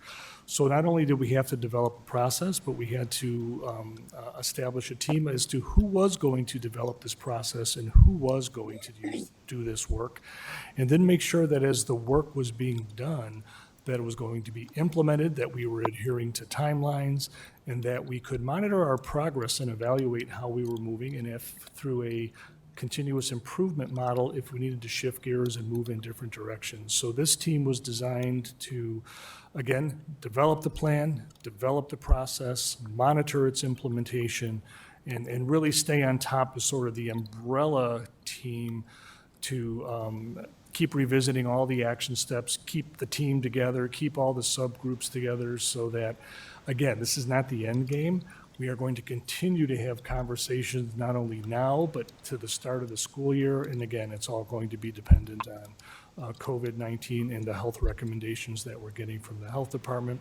And then action area C, very important to us, is communication. Communication both internally to our teachers, so they have a very clear understanding of what we are attempting to do and what their role is in all aspects of our return to learn plan, knowing that it is an extraordinarily complex plan. It's not only a complex plan, but it's one that requires an attention to detail and an understanding of, like I said, what your role is in the plan. So that's the leadership team. And as a result of that, we have other subcommittees that work. So my thanks to Mr. Paustian for being part of that leadership team. We reviewed with him the elements of this presentation tonight to say, is this something that would mesh with, you know, what the board would hope would be their expectations. So if there's anything here you don't like, you can blame Mr. Paustian for, no, I'm just teasing Kent, I'm teasing on that one. But thank you very much, Kent, for being a part of that, and you asked some very good questions along the way. Our next group is the infrastructure subcommittee, and that's Marianne Corbin and Jen Van Fleet. And Marianne is here tonight just to give us an overview of the work of this particular group. Marianne, thank you for being here tonight. Yeah, thank you. And Jen Van Fleet is joining us remotely, so she is also in on this conversation. As was said, I am a co-facilitator with Jen Van Fleet. We also had Mr. Potts on our team and Mr. Rob Scott on our team. There was a variety of teachers that represented all 3 levels and administrators from all 3 levels as well. 3 areas that we had to consider in infrastructure. The first was determining current needs and capacity. We did that early on with the school closure with one survey. So we were looking at the results of the first survey we had. And then it was determined that we do need an additional survey, but we wanted to be very thoughtful about that and make sure the survey that went out was comprehensive and included any questions or input needed for any of the subcommittees. So a small team met last week that had representation from other subcommittees, and we put together a survey for our families. That is currently being translated, so that can go out real soon here. And then we also put together a staff survey. That one is ready to go out to our staff. When our students return, we will do an additional survey for our students. And again, that information is going to be critical to get that input from those people so that we can make some additional decisions and add a little more detail to our plans. The second thing is we looked at the needs as far as the district calendar. As you saw the calendars tonight, there was discussion around what the calendar would look like at high school, what it would look like at intermediate and at elementary. We also talked about the 3 models that Dr. Kabilski referenced, and that is that we want to be on site as much as we can, but we know that we need to be prepared for a hybrid model and for a required continuous learning model. So we continue to work on the protocols and the communication pieces for that and putting more detail to the hybrid model. And input from our community through that survey will help us do that. That committee met last week to start the research on that piece, and we'll meet again this week with some additional pieces of information. And then the third area was professional development. And again, it's very important for us to listen to members of the other subgroups and what professional development, so we can create a comprehensive professional development calendar that includes all the needs of the different subgroups. 2 areas that came out really high there was the need for professional development to start the year when it comes to health and safety and technology, because we know both those areas will be things that might need to be put in place right away. That we have a total of 36 actions. I won't go through all of those, but if you have questions, or if Mr. Potts, Jen Van Fleet, or Rob have anything to add that I did not include? And again, we'll go through all of these, and we can certainly circle back because there's an additional document that we think provides some coherence for all of this that probably would better serve a Q&A format. Thank you, Miriam. We represent the Health and Safety Committee. We also decided to do a subgroup committee. The leaders of our subgroup are Gina Ekstrom. She's taking care of our health and safety, our health portion. Bruce McKee, our security and emergency operations. Sanitation, maintenance, and food services, Dan Burlingame. We also wanted to make sure we have representation from every level. So we had pre-K, the elementary, Steve Mielenhausen had a group. Eric Johnson, middle school AP. And Brian Alinger from the high school. Jamie Kroger represented us from HR. And we also had out of school time, our after school programming, Shani Ford. And our board representative was Director Klein Jerome, which is very fortunate because she's taught at every one of the levels and had all the perspectives plus a board perspective. Our organizer was Daniel Heller, and our oversight decision making was Bill Schnaden. The leaders of each group met. They also went out and created groups to discuss all the current standards to make sure we're seeking input from all of our stakeholders. Jamie Kroger and myself met with all the union, with all the bargaining groups, and we wanted to begin to have conversations and get out ahead of the fears and begin to mitigate. Today we met with, example, one of the healthcare professionals from Genesis to begin to gather facts and put them together. The leaders of the subgroup met and they prioritized our actions. So right now we have a list of prioritized actions so we can begin to make a run at certain equipment. Example, plastic that can go in front of our stations, things of that nature where money might be handled, sneeze guards.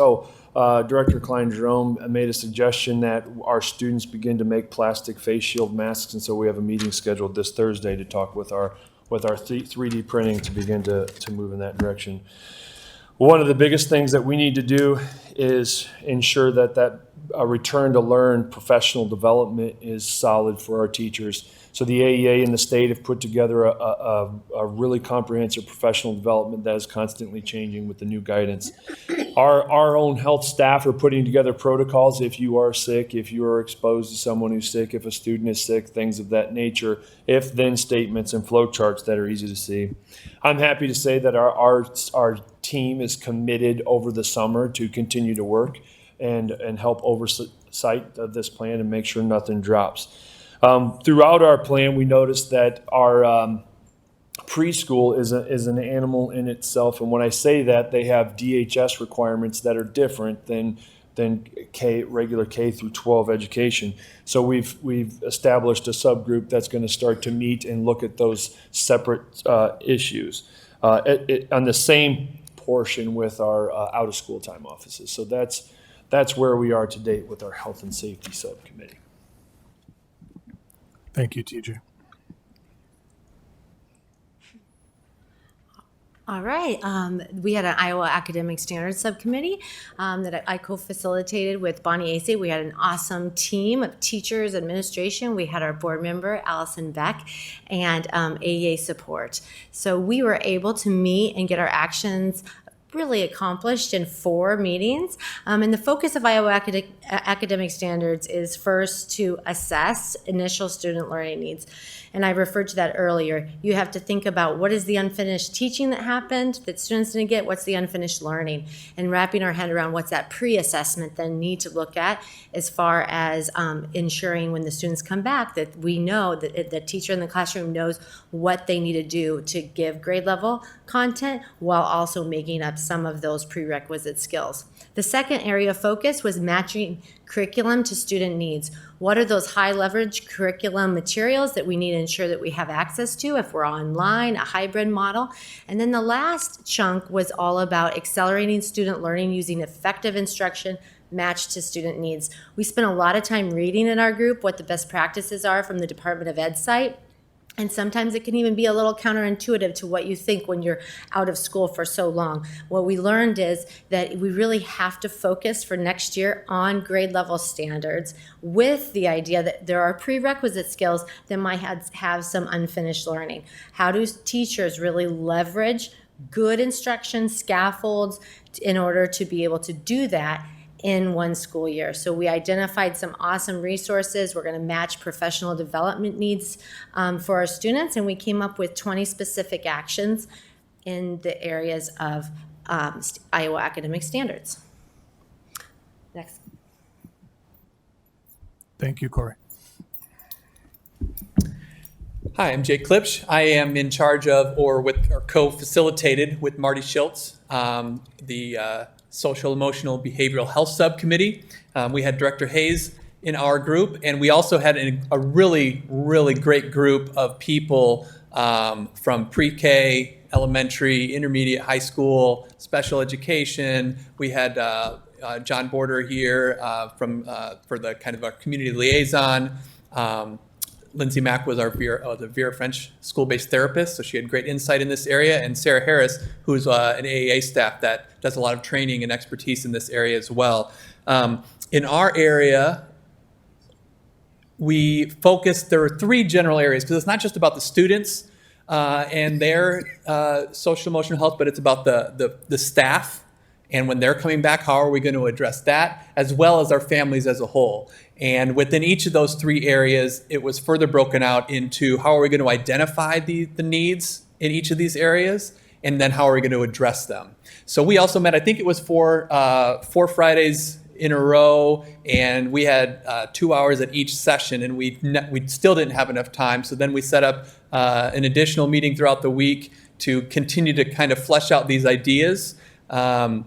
And in addition to that, the big piece was starting a draft for this needs assessment survey, because we can talk all about the things that we assume our families need or that we assume our staff needs or what they're feeling about, but without really getting their voice involved, we're just making guesses. So we had a really great start on that survey, and as Marianne talked about, we collaborated then with the SCBH section with the infrastructure and health and safety. We all sat down together and said, let's put this together in one coherent survey for our families and for our staff, and that will be coming out very shortly. I'm really happy, and I'm actually really interested in seeing the results of that.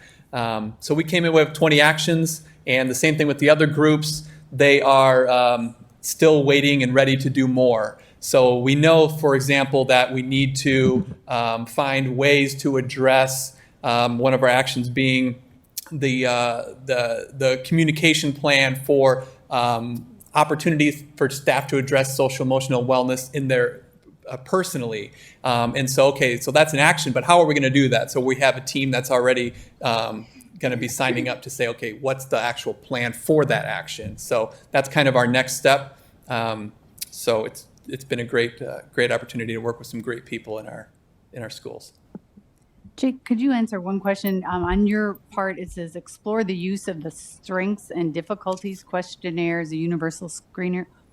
What is that exactly? Yeah, those are conversations I'm happening even as of today. So the strengths and difficulties questionnaire is it's about, I think it's 20 questions, and it's a screener that helps to identify internalizing factors for to help us to identify students that we might need to give some extra support to.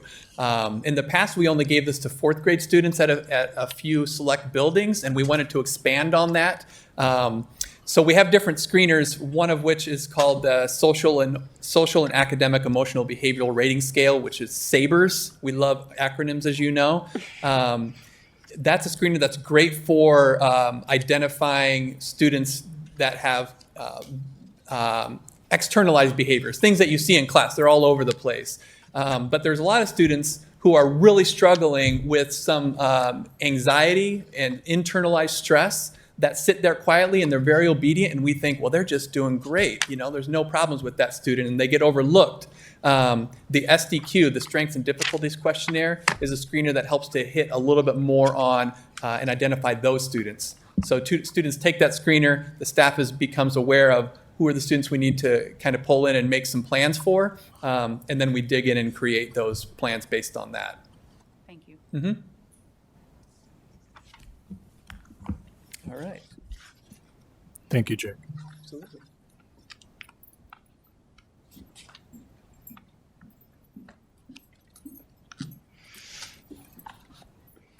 So Don Anderson Rasher and I co-chaired the Equity Committee, our Equity Subcommittee. Dan Gosa and Allison Beck participated in our meetings, which we very much appreciated. We had 23 teachers that ranged from preschool through high school, and we had special education, ESL teachers, TAG teachers, and then gen ed teachers who wanted to participate because they are very passionate about this issue. Actually, I will say every teacher, wouldn't you say, were very, very passionate about this issue and the need for us to become much more equitable in what we do. And then we had some administrators on the committee as well. I'm going to put this to you, though. All right. So we had 5 areas. We just had to deal with equity for all students, students with IEPs, students who are English learners, students at risk, and at risk was broadly defined as it came from the state, and then students who are gifted and talented. So it was a kind of a small task to make sure that everybody was equitable, treated, and that. And we kind of some overarching themes as we were discussing these in our group, because we did divide up to, the special ed people worked with the students with IEPs, the EL teachers worked with English learners, we had the TAG teachers work with gifted and talented, and then we have some teachers who just work for the generally at-risk students. But there was kind of like 2 overarching themes that came out of it, was communication and engagement, that we wanted to make sure that is addressed. And a lot of these things that we talked about are things that are going to cut across all the others. And that, things that, communication is in every one of these, and engagement is in all of these. But some of the things that our teachers were really adamant about is that they wanted to make sure that there was one platform that went out to our families. We've heard from some families, especially at the intermediate level, they had 6 teachers who had a different platform. They had to download this app to do that. And they're saying we need one across the district to communicate with our families. The other is that translated copies are released at the same time as English copies. So those were 2 of the things, at least in communication. When you were looking at engagement, they were really looking at curricular materials and, of course, access to technology and that. But one of the things that came across with the curricular materials, and I think we heard that, I believe it was Ann's presentation from TAG, was talking about the families said, what we need help in the evenings at second shift. That, my children are watching their younger children. They don't have time during the day to be able to do schoolwork, so they need to have this second shift. And so that's one of the things that our group said, we need to have second shift instructional support by certified teachers. And we don't have we didn't come up with a recommendation on how to do that, but thinking that, maybe there will be some teachers who are not going to come back because of concerns of health. And that could they be our second shift teachers, the ones that are there, that are available. If families have questions, if students have questions, there's somebody there to address their needs. Do the next one. All right, so we had all of those subcommittees that came up with those individual actions, considerations, and as you can see, they were quite detailed to ensure that they had a plan for hybrid, on-site, and also continuous learning.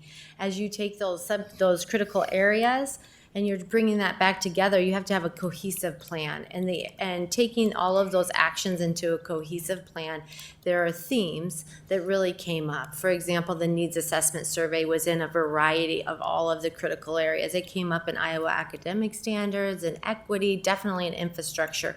Professional development was another area. Health and safety has professional development needs. Iowa academic standards, we only have so much professional development time with our teachers, so we have to be very systematic in how we approach that.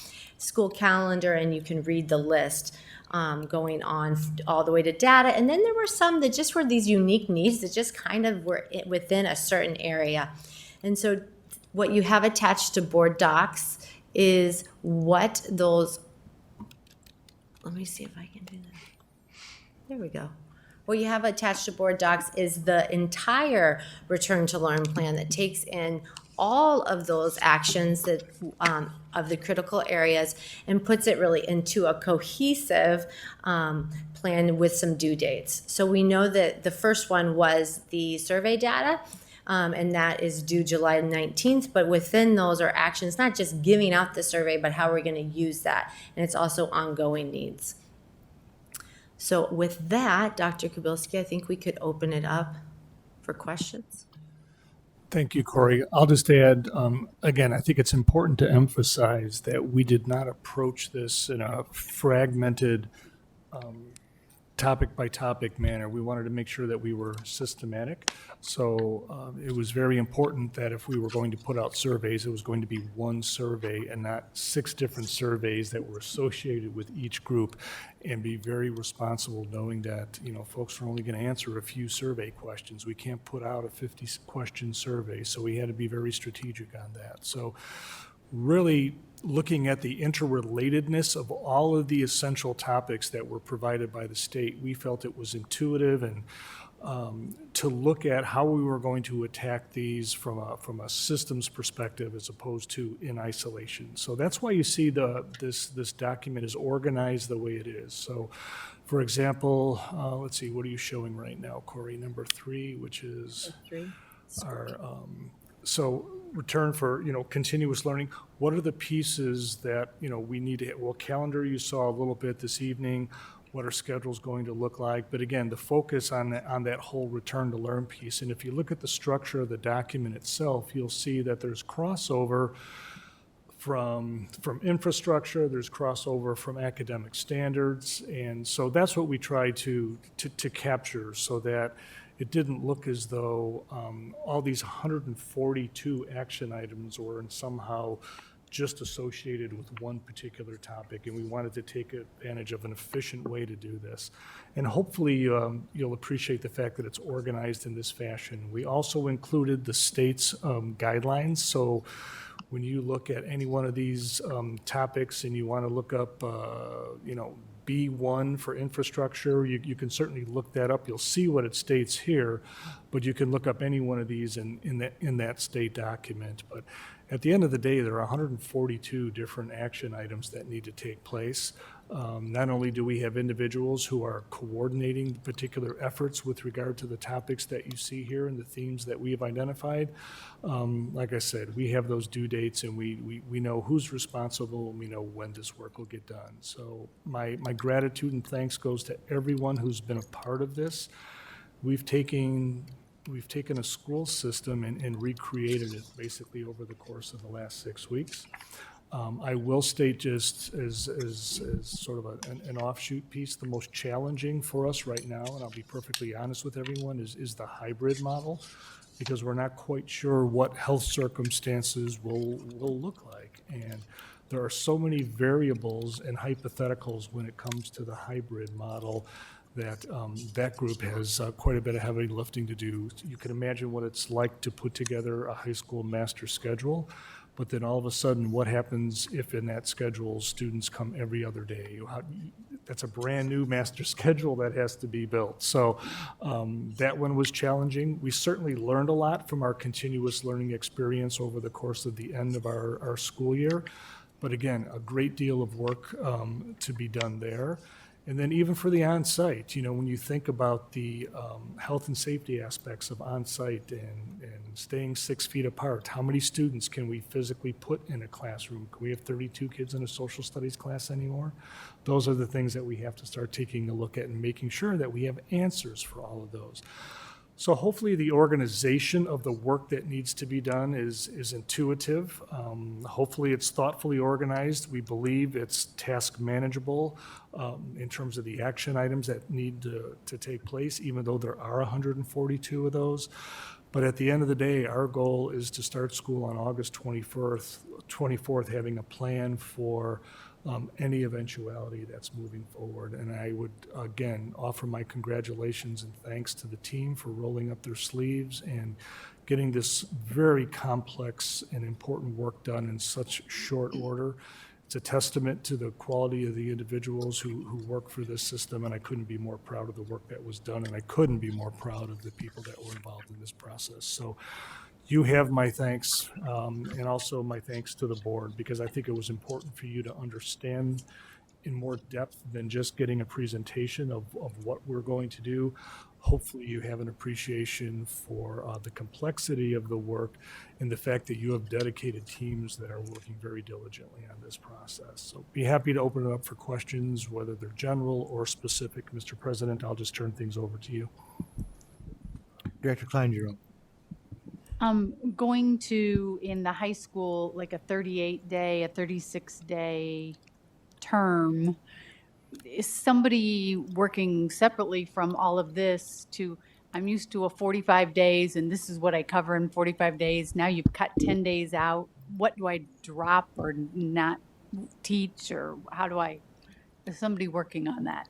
So I think that's 5, which is MTSS best practices. But one of the actions that came out of the Iowa Academic Standards is to look at the scope and sequence guide.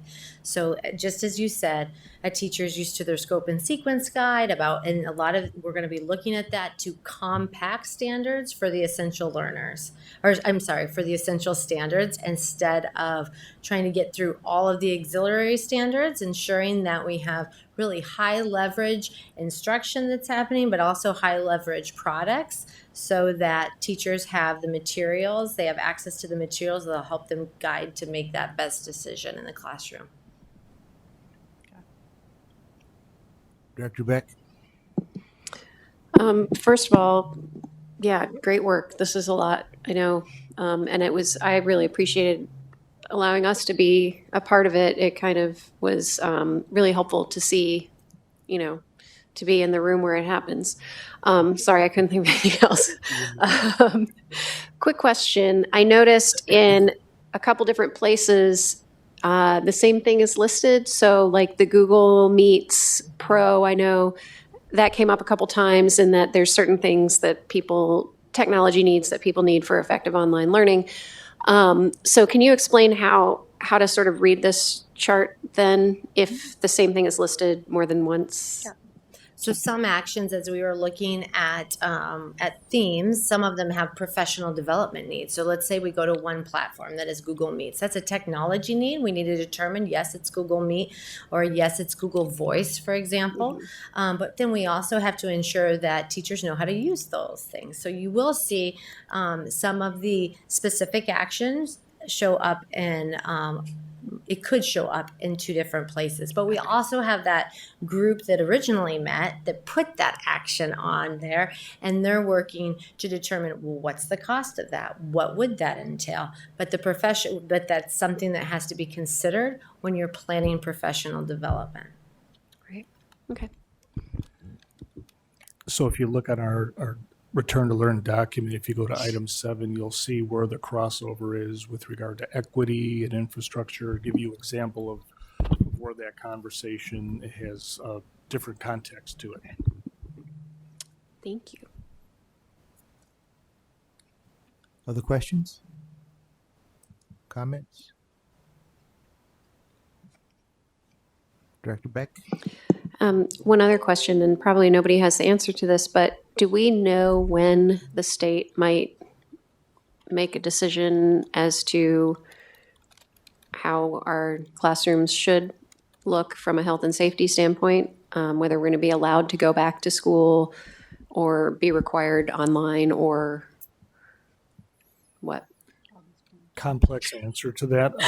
Here's my intuition. And again, I don't have a crystal ball, and nobody does, but I do believe that it will not be a comprehensive state decision. I think as this virus is unfolding, what we're starting to see is targeted responses. And I think what would probably happen is if there was an area of the state where all of a sudden things were getting dicey with COVID-19, they may be required to do something different, where maybe on the eastern side of the state, we're still okay. So I would be shocked if there was a universal proclamation that says the whole state, unless everything just went to heck in a handbasket and we had to do that. My suspicion would be it would be a regional type of a decision that would rely on localized data and local health department recommendations. Okay, and I guess my follow-up to that would be, you know, I assume we're in communication with the city, for example, or the local public health departments, so that, as Karen joked, we're not making the decision on August 23rd whether we're going to be online or in person, but at least giving us some lag time. We meet weekly with the health department officials. Okay. The governor did say August 1st was the date that she was going to say if we were the whole state was required online learning. I will probably try for the same kind of a deadline for families. That will take some adjustments if it was all online. Right. Okay. Questions? We'll go to the vote. Director Beck? Yes. Director Postrid? Yes. Director Gosa? Yes. Director Hayes? Yes. Director Klein Jerome? Yes. Director Mayfield? Yes. And my vote is yes, the motion carries. We're on to discussion items. There's a letter from our Equity Committee that Director Hayes will be presenting. Director Hayes? Thank you. This letter was given to me by Jamie Walker Salas, who is the Davenport Education Association Multicultural Committee Chairperson, and I've given each of you a copy of this letter so you'll have it. But it was dated June 16th of 2020, and it basically says, in collaboration with Jabari Woods, Associate Director of HR and Equity Coordinator, the Davenport Education Association Multicultural Committee Chair, Jamie Walker Salas, are releasing the following statement on behalf of the Davenport Education Association Multicultural Committee with full support from the DA President, John Keeley. In wake of the tragic incidents which have occurred in Davenport, Minnesota, and throughout the nation, it is vital now more than ever we push for honest racial reform policies for students, parents, staff, law enforcement, and city officials. These policies must clearly promote equity in our schools and fair treatment of all students and staff members of color. We must form collaborative teams, including all stakeholders, to ensure disproportionality and systemic institutional racism is identified and removed in a nonviolent, solution-focused manner. The Davenport Community School District certified student enrollment for the 2017-18 school year reflects 44.31% of students identifying as persons of color. This statistic alone demonstrates why we have a vested interest in promoting equity and fair treatment within our school district. All students should be valued and treated equally.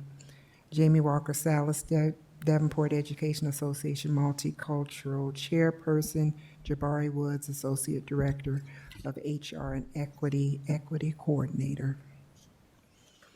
The group, I'm not sure how many people are in this group, but basically they wanted me to read this letter and see if the school board had any feelings about it. I guess they're going to pass it out. Did they talk to you, Dr. K, about it? That they were going to distribute it to let them know that this is something that the district takes seriously. And just wanted your comments. Director Beck? No, you bet. Director Beck? I just wanted to say I appreciate that. I didn't quite hear where you said it was going to be distributed. Going to be or has been already, but they were wanting everyone in the district to have a copy of it. Okay, yeah, no, this So is, it's my understanding that it was distributed, so the multicultural committee asked me for permission to do so. I did so wholeheartedly. I agree with all the tenets and conversation that was laid out in this document. So as a superintendent, I supported that decision to send that out.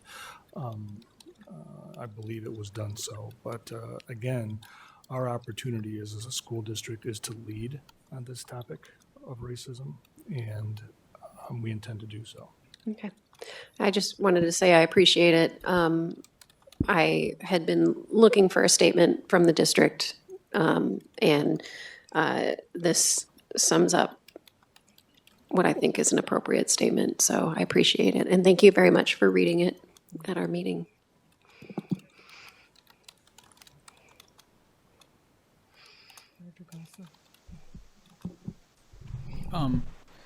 I echo that. Thank you, Director Hayes, for reading that. I myself am 100% in support of this, and I would say I would extend myself out to the multicultural committee if they want to have a board member on there to be their voice at the board table. I'm your guy. I hope they're listening. If they're not, I'm sure they're going to watch it later on, but thank you again. Any other comments? Thank you, Director Hayes. Board requests. One from Director Hayes. I've had a few parents ask about a few more from Director Hayes. Is there a deadline for those?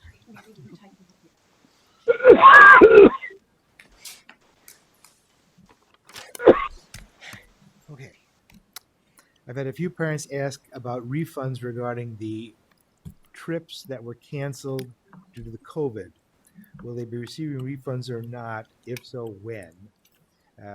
This is the request of several parents. This is just a request for information. Is there a second? Second. Okay. Director Hayes, I would like to know the outcome of the audit pertaining to the sale of Lincoln and the district. There was community uproar regarding the situation, and it just went away with no follow-up. This is a request for information. I'm assuming you're talking about a request from the state auditor who, yeah. Is there a second? Second. I'll give it to Beck. What the heck? From Director Gosa, I would like to have a discussion on the SRO program. I would like this to include some SROs, police chief, as well as members of the NAACP, education committee, teachers, and parents. In the current climate, I feel that this discussion is crucial to see what the position and negative effects of this program. Positive. What? What the positive and negative effects are. Okay, positive and negative. If this is a program that we should continue with improvements or stop using the program. This is an agenda item. Is there a second? Actually, I just want to Right, say that was so one of my board I'm requests shelving too, yours. so mine can be shelved. Is there a I'll second. Beck? Director Hayes, I would like the policy committee to take a look at formulating a nepotism policy. We have a lot of family members employed within the district, and I feel the hiring of non-family will assist in surging forward with the new ideas and new image for the district. This is an agenda item. Is there a second? Second.